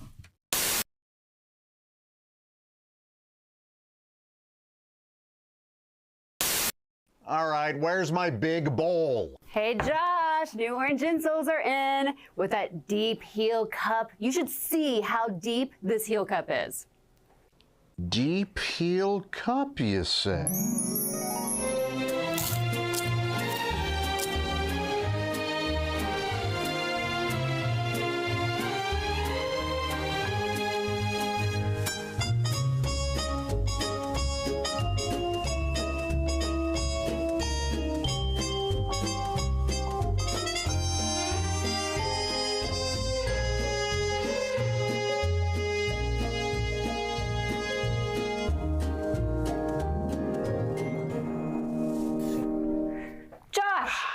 What are you doing?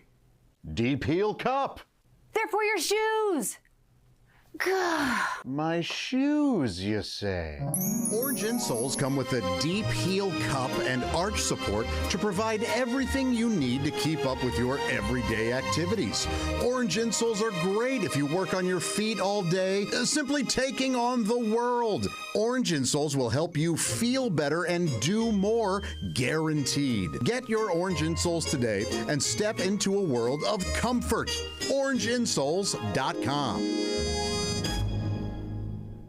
A lot to get to here. Oh, wait. Yes, I will get that. Hello, Bob and Tom Show. Hey, Bob and Tom, it's Donnie Baker. Oh, Donnie. You guys are getting all excited about Thanksgiving? Oh, yeah. Mm-hmm. I'll say it like this. This might surprise you, but it's my favorite of all the holidays. Really? Is it? I swear to God. Well, think of it. You get to stuff yourself for free.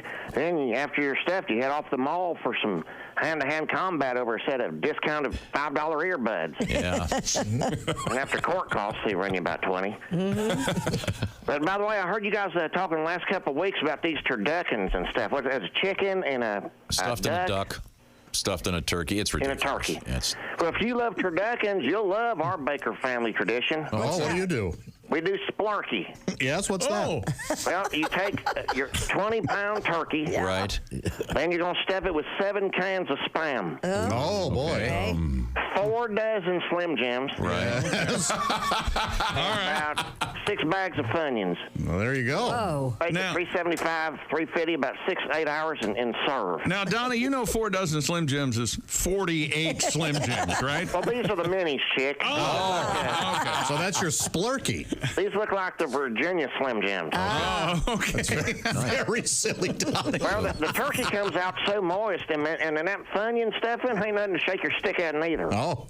I love Thanksgiving. Sounds You know, good. Thanksgiving is like not only eating, it's a good time to argue with your family in person and not just on Facebook. Oh, yeah. Yeah. Yeah, nice. Because it used to be all us men be in the family room watching Scarface, and then all the women be in the kitchen cooking. Right.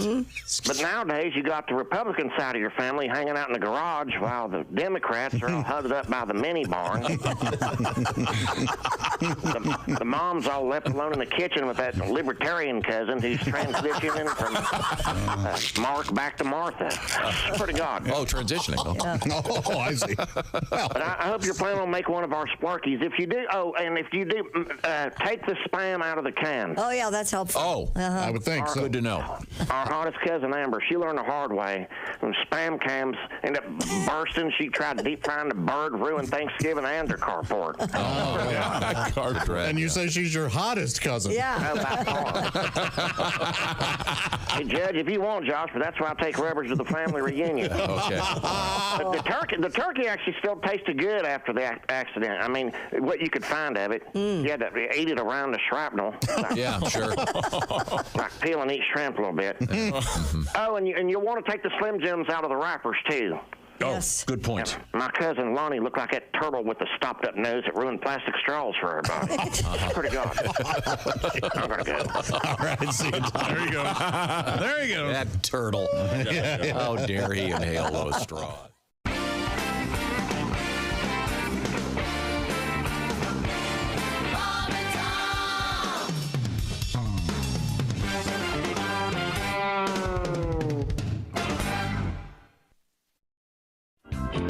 If you take a girl to dinner and she asks the maitre d' for a better table, she's never going to be satisfied with anything in her whole life. That's one of the rules. One of the rules in here. Just go to the bathroom and go right out the window. Oh. Leave your car, buy another one. It'll be cheaper. Tom has one of those rules. That's one of the rules in this book. Yes. Yep. All right. Watch the way that a date treats a waiter or waitress, or because waitstaff, that's how yes. they'll treat you in 3 months. Yep. That's the rule of thumb.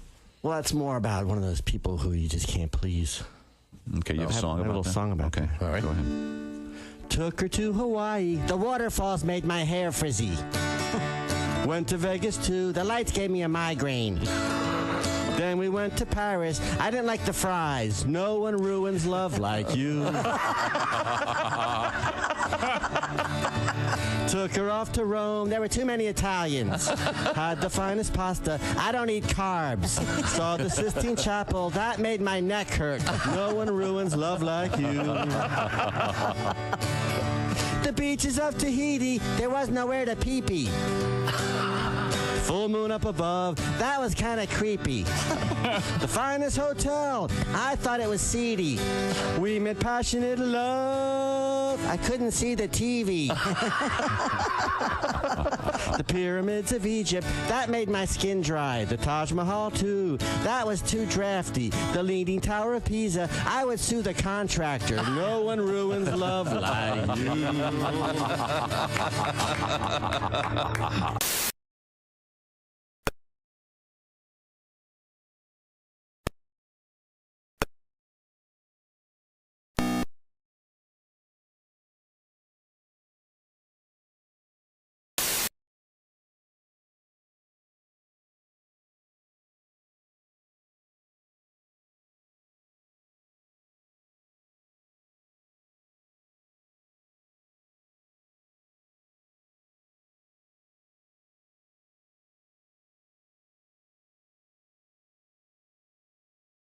December 11th. Clearly a typo there. That's a D there. Neil deGrasse Tyson coming up, by the way. Hey, it's the Bob and Tom Show. It's a week to think about all the things we're thankful for, and we certainly are thankful for you being here with us. There's Christy Lee at the Silac Insurance Company news desk. There's Pat Godwin. Hey, Josh. Jess Hooker's here. Hi. Thank you for the great Nutella pie this morning. You're absolutely wonderful. You're welcome. There's Jeff Oskey sitting in for Chick McGee at the Dude Wipe Sports Desk. Jeff, are you cooking it all this year, or do you... I'm making a little BLT dip for Thanksgiving appetizer. Wonderful. Yeah. Wonderful. Ace Cosby's here. Hey. I'm Josh Arnold at the IHateStevenSinger.com sidekick chair, and there's Tom. Now, what's your take on the so-called, is it char or charcuterie board? Charcuterie? Is it a cha or a sha? Jess, you might be the expert on this. I say char. I say charcuterie. So do I. Charcuterie. Yeah. I have charcuterie. Usually featuring several unidentifiable cheeses. You know what? I'm going to be very honest with you. My family's always said antipasta, because... As opposed to antipasto? Pasto. I said pasta. Yeah, antipasto. Because charcuterie is French, and actually the Italians call it antipasto. Yeah. Okay. Well, I have my mineral oil boards all ready to go. I'm going to do 2 big ones. Wow. Yeah. Well, I'm all my stuff. I'm from the country, and we just call it a cheese and cracker plate. Well, there's that. Yeah. Nothing like Ritz crackers and some cheese squares. Please ask. If you were to ask your dad, "Hey, are you enjoying the charcuterie?" He would punch me in my face.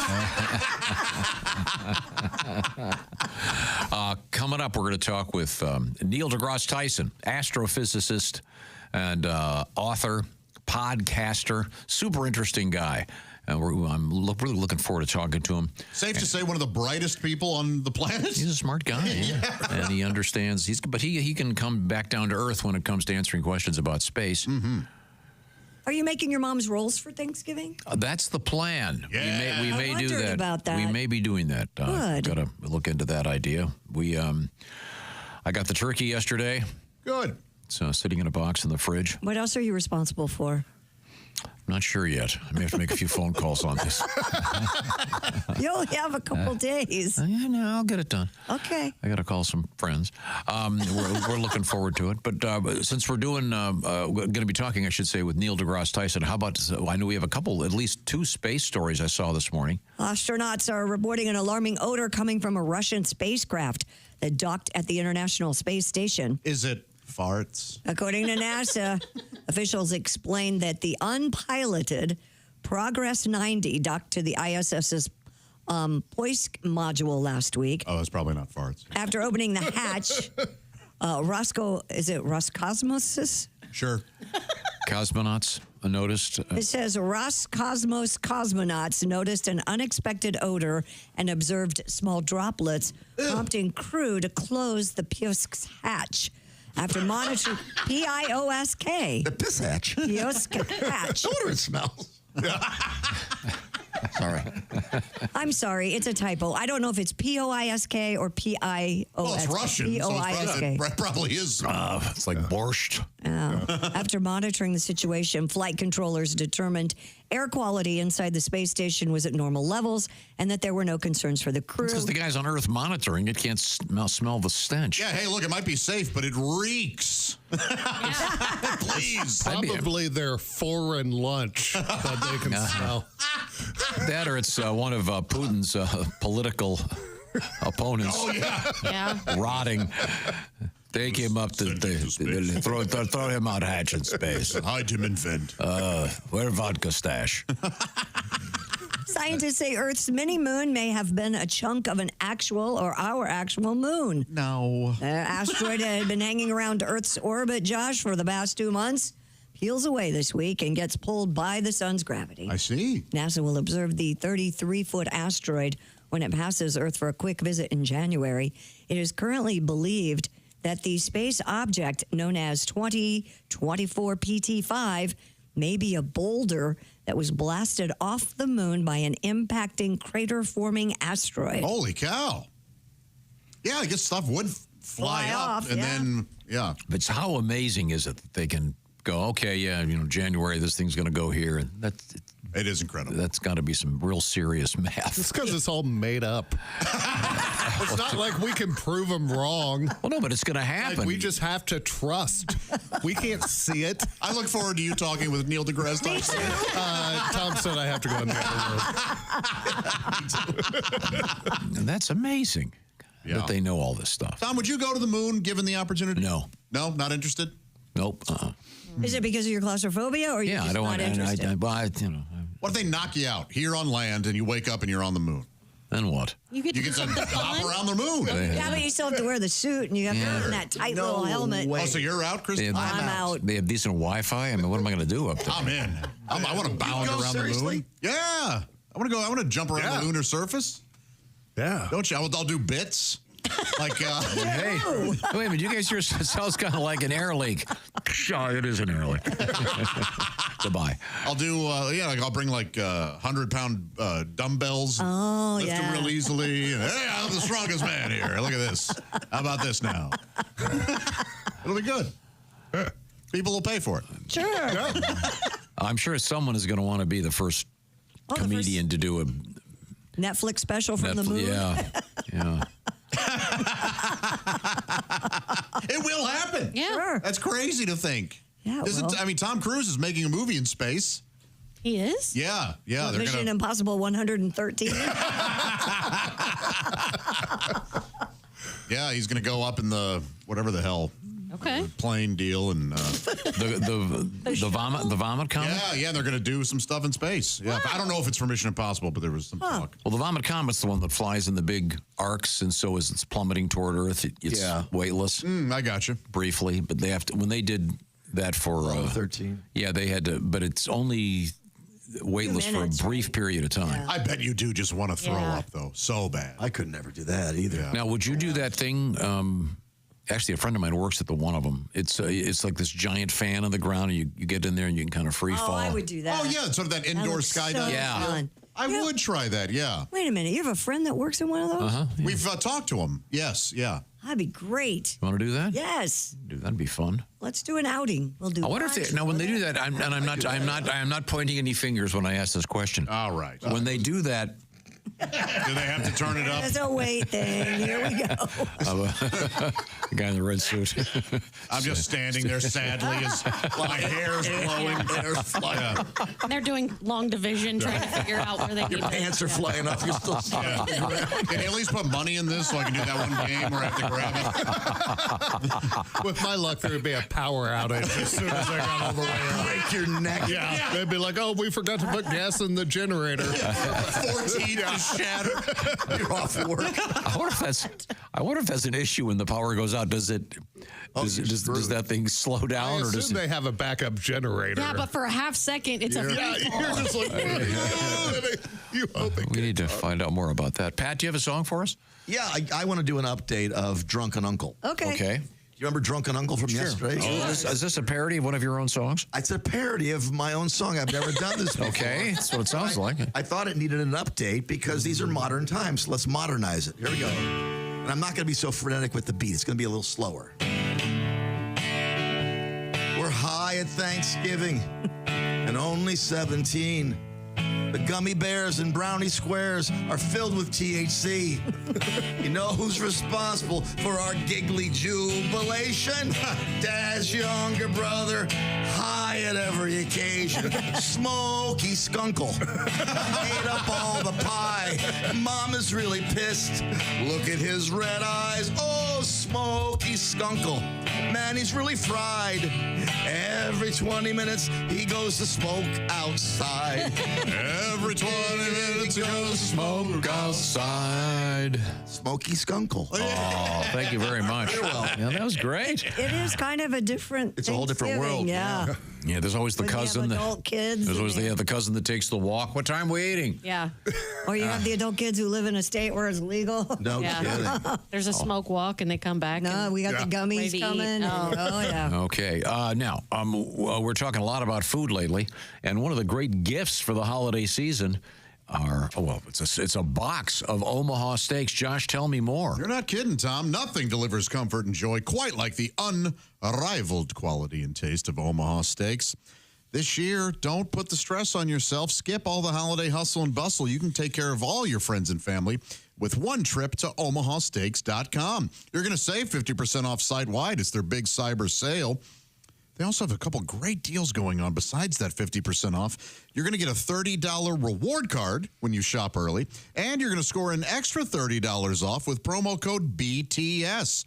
I know I've sent some of these gift packages to my brothers over the years, and they sure are grateful. In fact, they don't call me names when they text and call me. Yeah, oftentimes I'm referred to by other names than Josh when I talk to my brothers, not when I give them those things. With 5 generations of experience, Omaha Steaks consistently delivers the world's best steak, and their gifting experts have made it so easy to deliver the perfect gift to all your friends and family with thoughtfully curated gift packages. And those start at only $89.99, and they are filled with wonderful things like legendary steaks and mouth-watering desserts. Those caramel apple tartlets are such a winter treat. You're going to save 50% off site-wide during the cyber sale at omahasteaks.com.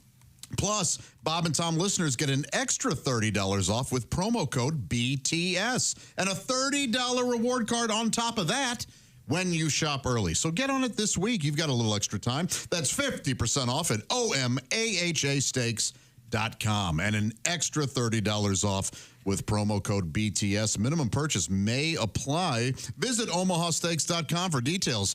How great would it be? You're sitting at home Friday, not dealing with the traffic and the crowds, and you're getting all your shopping done at one visit to omahasteaks.com. Delicious and delightful. Coming up, we're going to talk with Neil deGrasse Tyson. This is the Bob and Tom Show.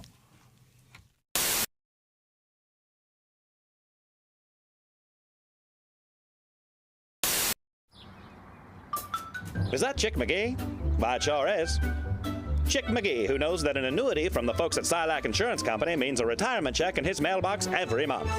Chick works on perfecting his mailbox opening technique. Easy, Mr. McGee. Don't blow that elbow out. Chick isn't quite retired yet. He's just practicing for it. Because one day, Mailbox McGee will be taking his retirement the easy way. SILACINS.com. Silac Insurance Company. And if the Belgians don't like it, the fries of today are fundamentally Parisian, according to food historian Pierre Leclerc, who said in an interview with the paper, which was published on International Belgian Friday, as if to add flame to the oil. Pommes frites. What is a pommes frites? A French fry. French fry. Yes, Ace, you have a question. Well, you know, Tom, the first French fries weren't fried in France. What? Huh? They were fried in grease.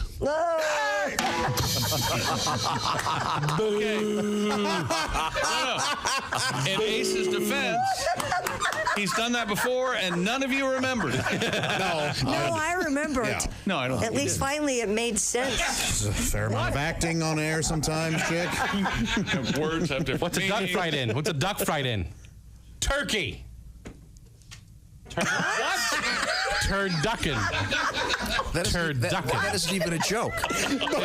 He may be having a stroke. It's as bad as that crap over there. That isn't even a joke. Wait a minute. No, What it's is that turducken. what does a duck fight in? No, it's a duck fried in. Oh, what is a He's duck fried in turkey. Yeah, turducken. They put that. Now, Jeff, there's nothing there, man. There's not a joke there. You know what? There's the country turkey. That is not a joke in any language. Look, we need to. Can we box this up? I am a professional comedian. Let's send this to the Comedy Institute and see what they say. Hey, Tom, do Jeff a favor and don't tell the people where he's performing this weekend. Abide by their decision. I've burned through all my A material in here, all right? Already? You just got here 25 minutes ago. Oh, I got to write some new stuff. Screen Door Productions presents A Day at Furgler's Hardware, Part 2.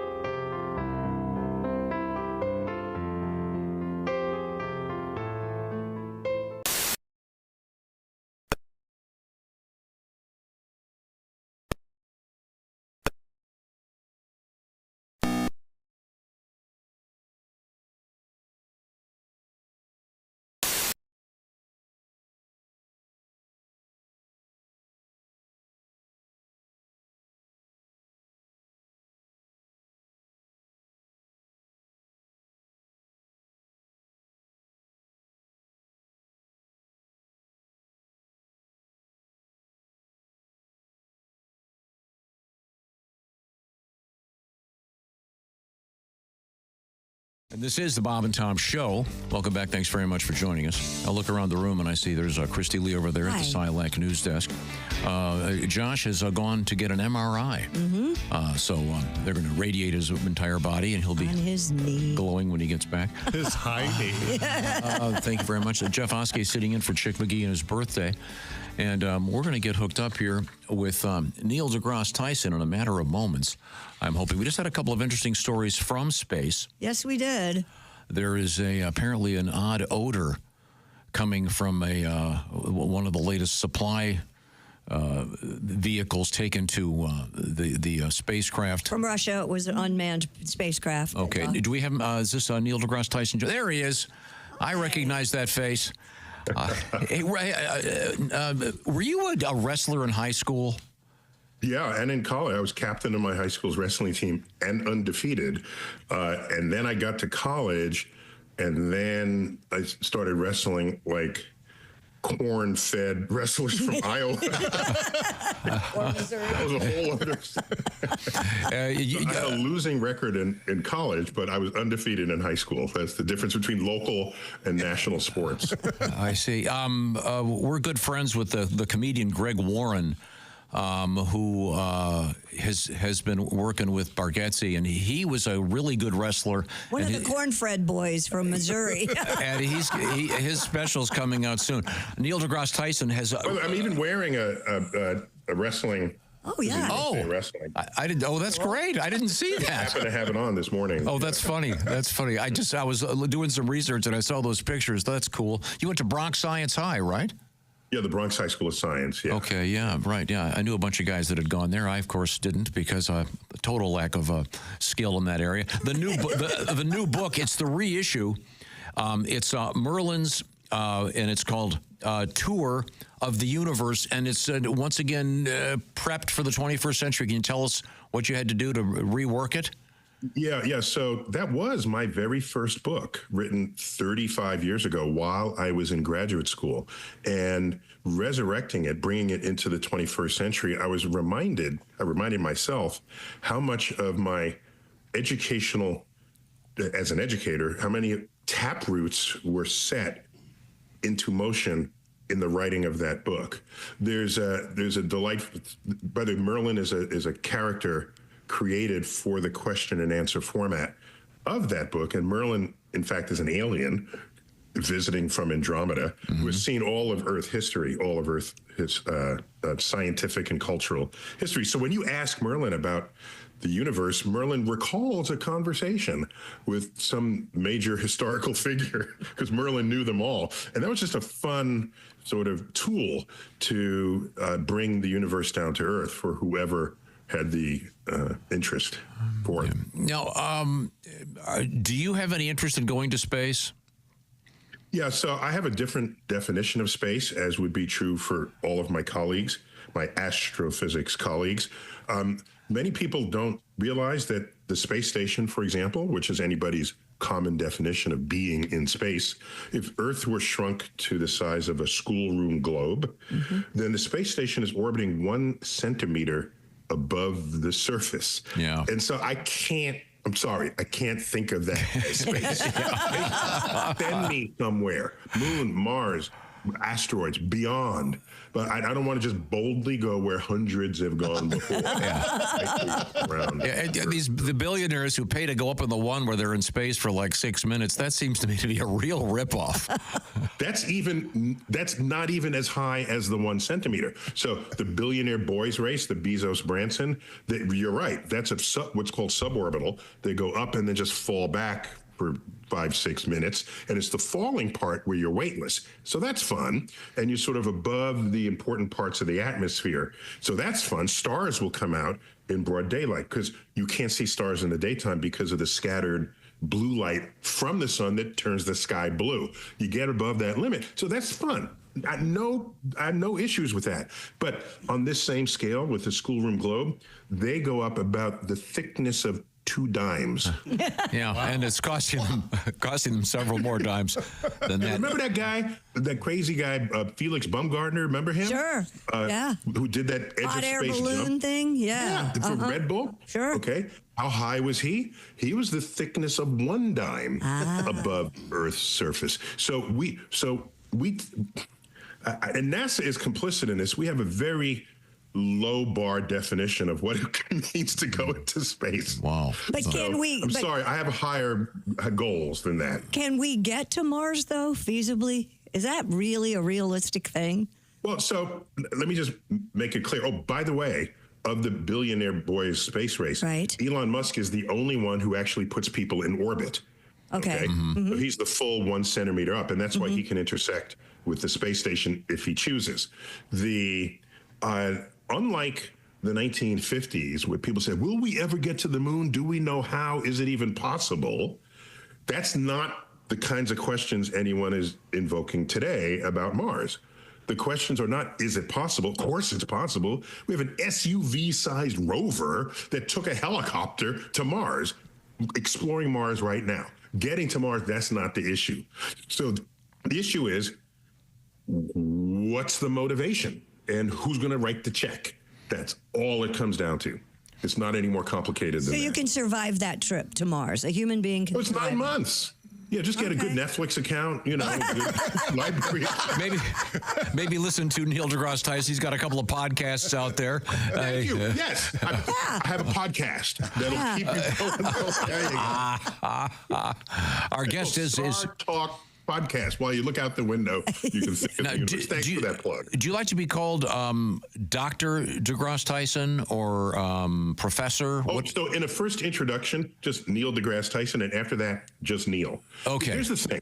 If you start heaping titles and pedigree, then as an educator, what I don't like is it comes with the implicit assumption that you should pay attention to what I say because of that title.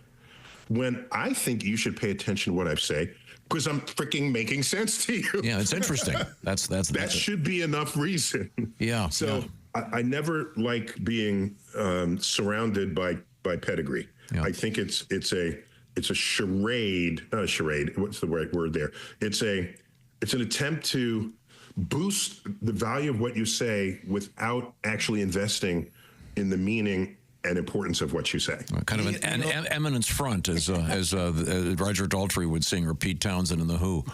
Go ahead, is our galaxy finite, or is this I have a real problem with grasping infinity.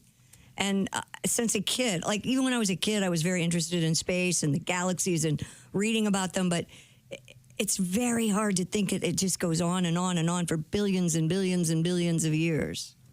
Yeah, so I agree.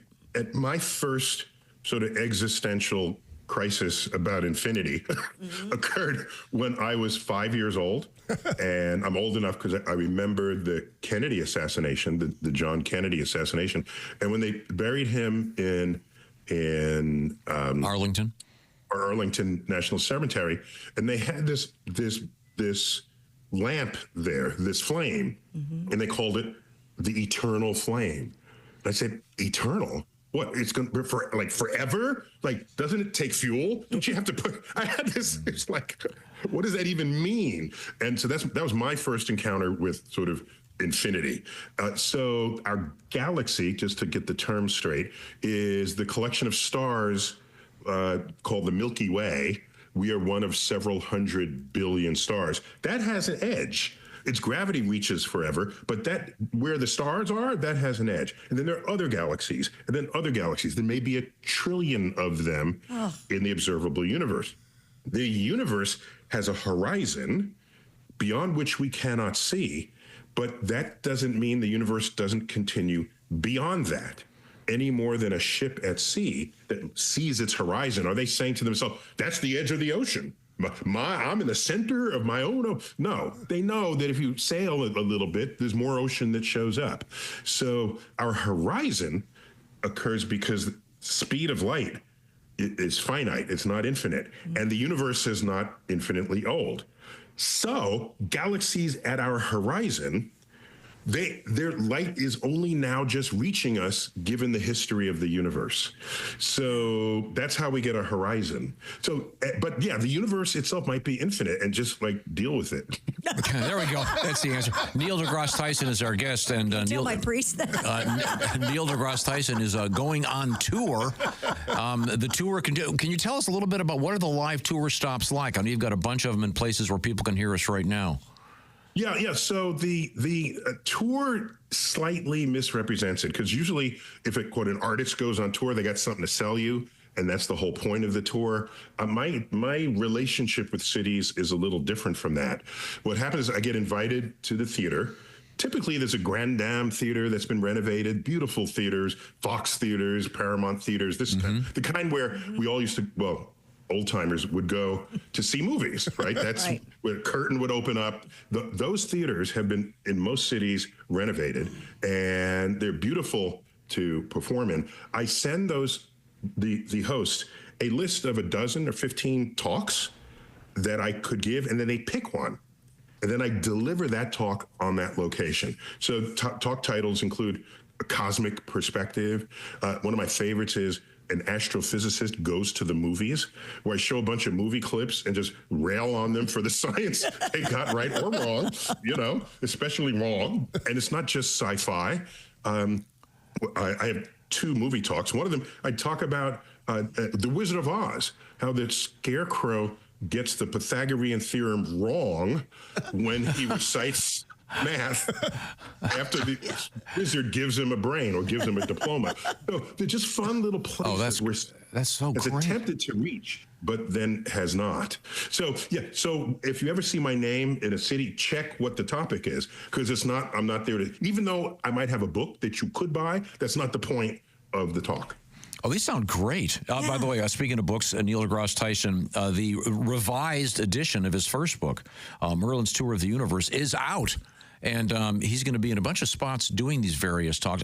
One of my questions was going to be about movies. If you were, for example, in the NFL, I'd say, what is the best movie about the NFL? Since you're not, well, let's go with what is the best or your favorite movie about space and all the things that you've been studying your whole life?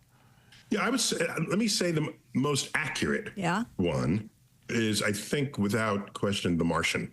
Andy Weir was an engineer, the author of the story, engineer turned novelist, and he actually gave me one of the highest compliments I've ever had. I had him on my podcast, by the way, my Star Talk podcast. He said, Neil, when I was writing this book, because the whole story is deeply infused with science, so much so that science, you can think of it almost as a character in the storytelling, because the main protagonist is left for dead on Mars. And then they find out he's actually alive. And so he has to stay alive for all the days that it takes for them to come back and rescue him. So he has to be very ingenious about how to not die. And that's where the science comes from. Andy Weir told me that while he was writing the novel, he imagined I was looking over his shoulder. He didn't want anything showing up in a tweet, about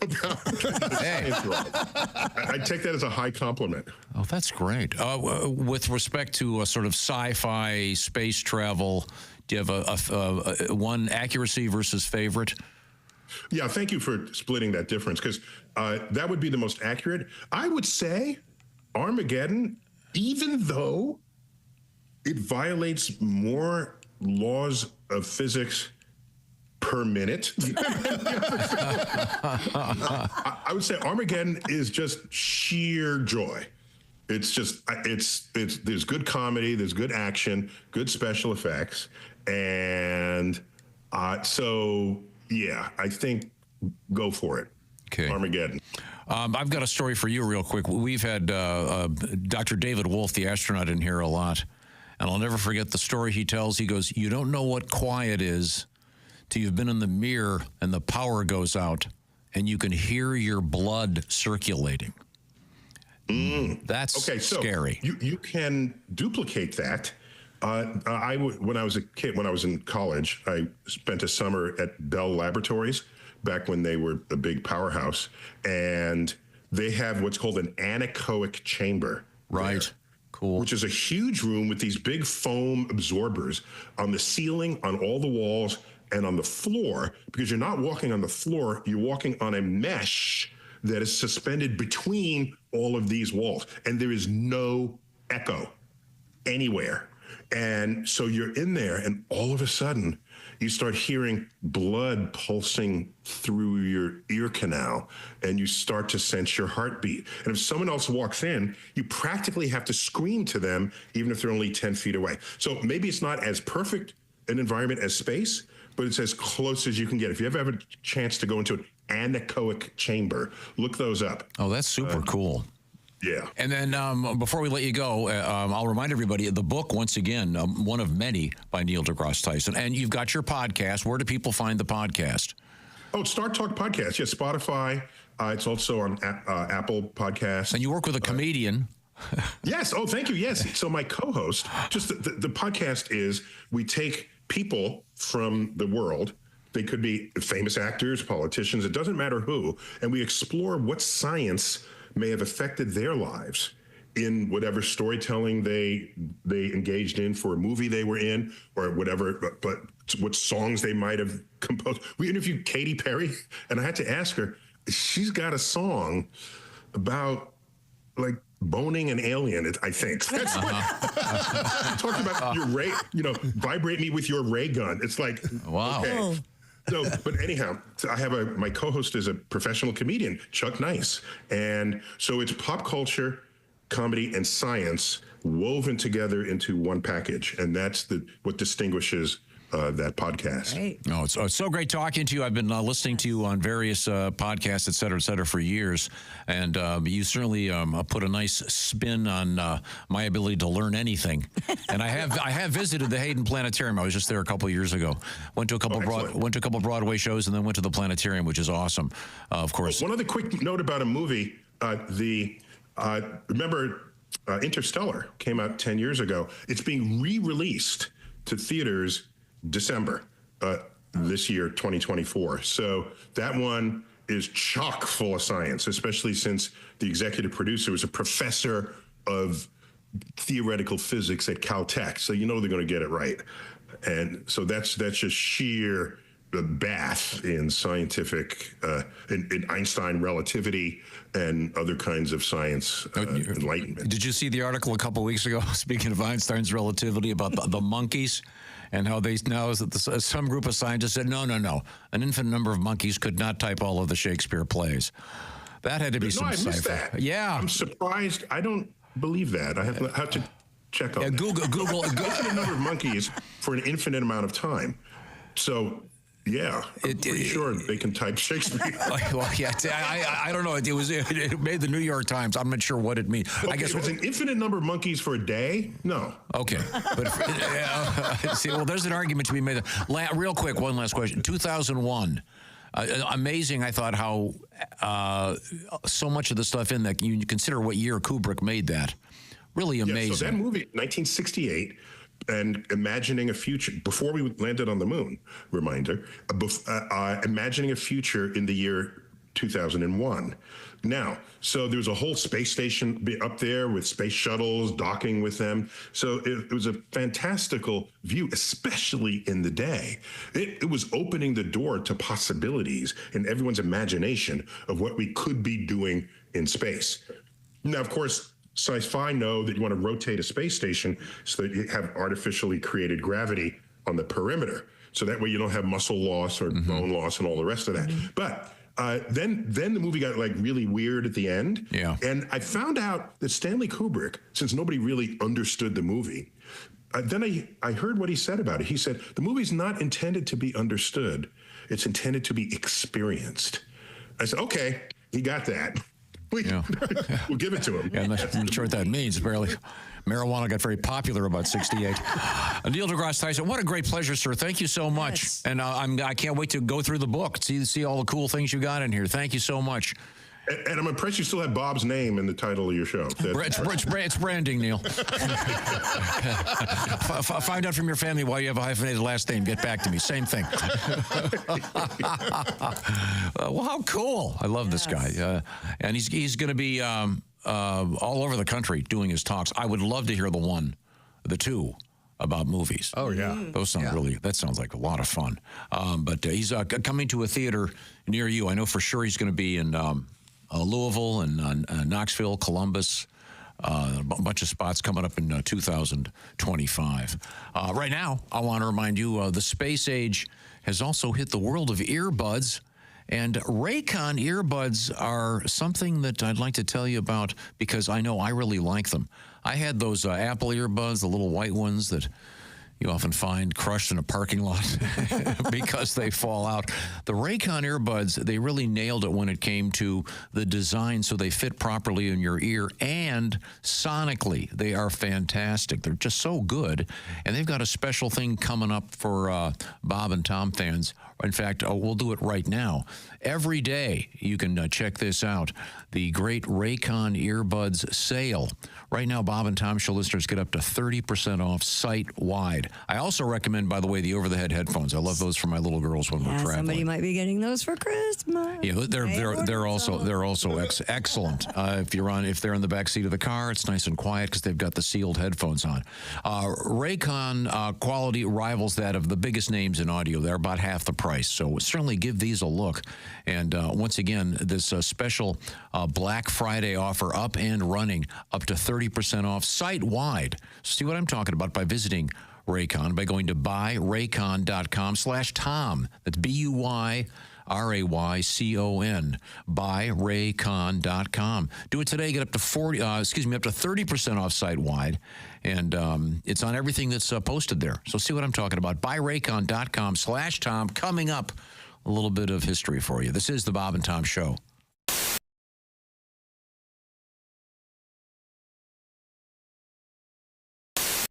All right, where's my big bowl? Hey, Josh, new orange insoles are in with that deep heel cup. You should see how deep this heel cup is.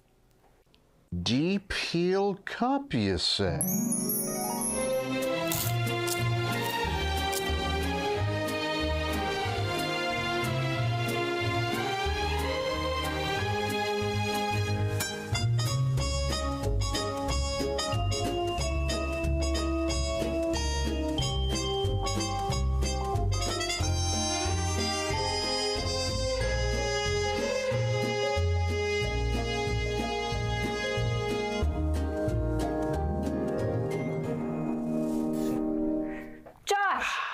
What are you doing?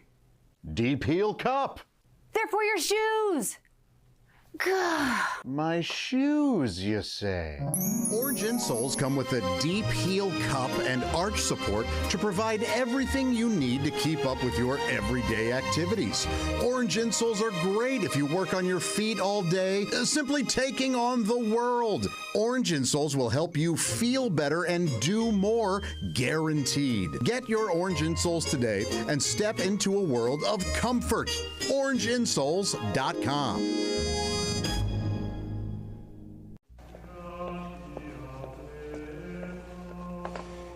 This may take a while.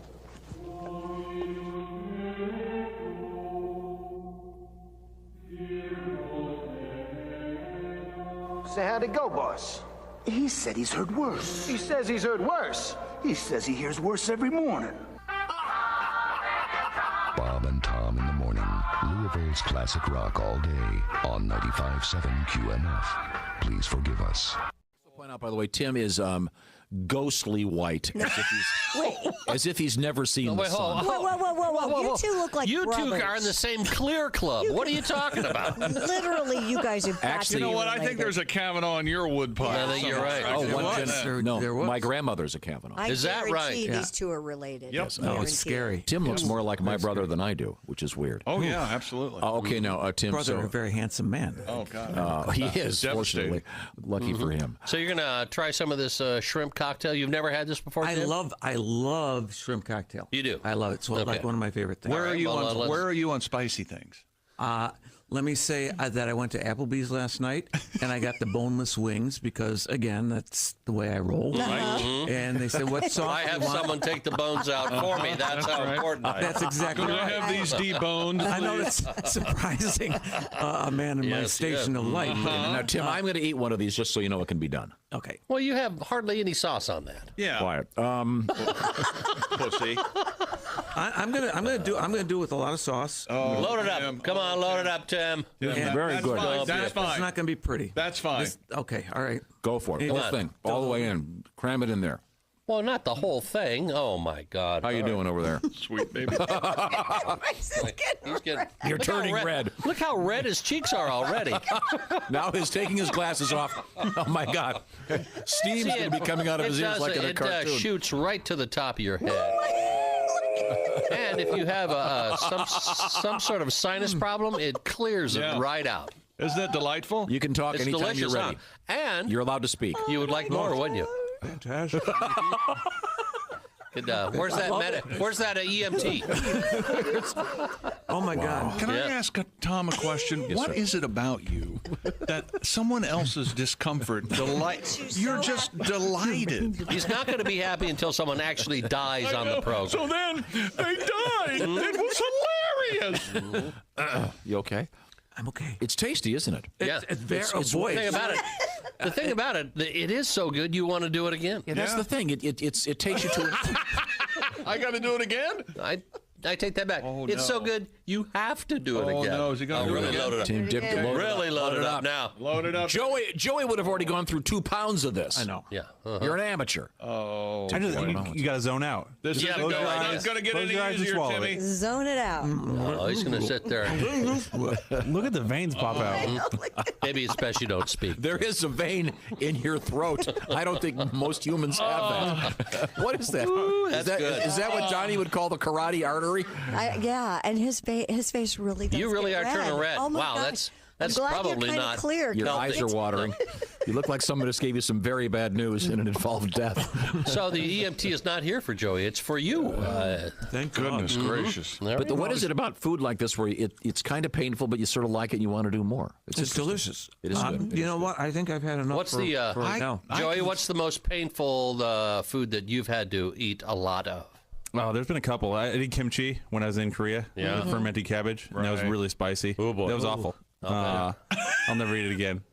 How much did you swallow? I did just under 7 pounds. Oh my God! Okay. It does smell like barbecue sauce. There is barbecue sauce. Christy made us meatloaf. I'm terrified. We're celebrating Joe Day. Oh, wait a minute. Now we're being it's Meatloaf Day, evidently. interrupted here. We have Christy's meatloaf has just been brought into the room. Yeah. Bob's going to try some of the When did you make this, Christy? 2 nights ago. 2 nights ago. Meatloaf is always best in the fridge after after a couple. it's Are there any days. fillers in this? Any fillers? What's your recipe? Can you share your recipe? Yeah, I use ground chuck, some barbecue sauce, a little bit of Italian breadcrumbs, couple Is there of barbecue eggs. sauce on this? Mm-hmm. I wasn't listening. Barbecue sauce. And then So what's the verdict over there, Bob? Well, it's barbecue meatloaf. I put barbecue and syrup on the top. Is it good barbecued meatloaf or? Yeah, I've never had barbecue on my meatloaf before. Not bad? No, it's not bad at all. I don't like the. It's not bad at all. Yeah, My that's kid damning asked with for faint praise. I can't eat. I'm meat intolerant. Seriously, my kids don't eat a lot of seconds in my house, and this is very good. This is a new twist to a meatloaf. Yeah, I've never it's had kind this of a before. sweet What kind of barbecue sauce? Well, can we get this food show all over the Like we have Sweet things Baby to do. Ray? Or? Let's can we celebrate Joe Day again, Let's please? do that. Wednesday, December 11th. Some idiot said it was in April. You did. Whoops. It'll be in December, hence the Christmas sweater aspect of it at a beautiful new place called Turntable. Details coming up. Welcome back to the Bob and Tom Show.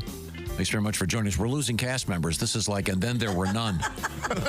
Chick had laryngitis and had to leave on this his birthday. Poor buddy. Josh had to go to a doctor's. having knee, something's wrong with his knee. He fell down a hill. fishing. He fell down a hill fishing. Did you laugh when that happened? I did. It took like 12 seconds. It was the longest, slowest fall I've ever seen in my life. Christy Leaves over there. She's at the Silac Insurance News Desk. Yes, sir. But headquarters, Sidekick headquarters in this room is currently empty. That would be the Steven Singer Jewelers Sidekick headquarters. I'll tell you this right now, that we had our winner in week 12 of our competition. We call it the Bob and Tom Pigskin Picks. And you all remember that guy's name, don't you? Yeah, Jay from Piqua, but I don't remember Jay's last name because he spells it funny. J-E-Y.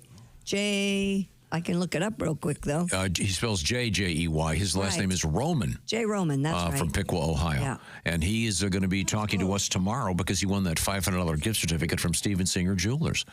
Jeff Oskey sitting in for Chick McGee over there at the Dude Wipes Sports Desk. But, ladies and gentlemen, it's time now to have a palate cleanser. After speaking to an extremely bright man, we're going to talk to another extremely bright man. Here he is. With a deep voice. Ace Cosby, here he is with his joke of the day. Getting ready for the big day. Yeah, what big day? What do you call a running turkey? A running turkey. I don't know what. Fast food. That was Ace Cosby's joke of the day. Brought to you by Omaha Steaks. Save 50% off during the Omaha Steaks Cyber Sale. Go to omahasteaks.com and use promo code BTS for an extra $30 off. Minimum purchase may apply. Omaha Steaks. Thank you very much. Oh, wow, that was quick. Time now for Today in History. I got to look this up. I haven't even seen this. Today is November 26th, the birthday of one Chick McGee. Oh, that's born good. on this date in some year that I have no idea. Okay. We've got some other stuff that happened on this. Let me just look up some birthdays here. Okay. Who shares a birthday with Chick? Charles Schultz, the creator of Peanuts. Oh, that's a good one. And interestingly enough, he shows up every year on that list of the richest, wealthy. The highest income dead people. Yep. In other words, his estate is still cranking out a lot of money, even though he is sadly deceased. Mm-hmm. Now, also Chick McGee. I didn't know this. He shares a birthday with a guy who was in our studios, the singer Robert Goulet. Oh. Who we were kind of nervous about meeting. Robert Goulet was a really nice guy. Started sending us Christmas cards every year after. Yeah, we did. We got he's sadly gone, so. Yeah, card stopped. Card stopped. The old joke. Let's see. Boy, is anybody alive on this list? Tina Turner is also sadly gone. Yeah, this guy's alive. DJ Khaled. Yeah, he's alive. He's the guy that said he... Not for long with that weight. Yeah, famously. Well, he's the guy that eats everything except his wife. Remember that? Yeah. He went on record as saying he doesn't... Okay, let's get some events here. This is the date that the tomb of King Tut was entered. Ooh, that's a big day. All those who entered ended up having horrific deaths. It was at the they found it at the Luxor Hotel in Vegas, not too far from the airport. Yeah. Trivia question: which president established the contemporary way of we think of Thanksgiving? Your hint is 1941. Who was president during 1941? Your hint is World War II. Your hint is wheelchair. Roosevelt. Thank you very much. FDR. Modern. They call it modern Thanksgiving, officially established in 1941. Gotcha. The distinction being they used the electric knife as opposed to the... And then in 1942, Casablanca. Now, remember who starred with Humphrey Bogart, Christy? Yes, Lauren Bacall. No, Ingrid Bergman. Oh, don't. Yeah, Mr. Rick. A great movie. And then this is important. In 1948, the first Polaroid camera sold for what would in contemporary dollars be just under $1,000. And of course, once the first Polaroid camera was sold, 3 hours later, the first beaver shots were conducted by some tweet. This is the Bob and Tom Show.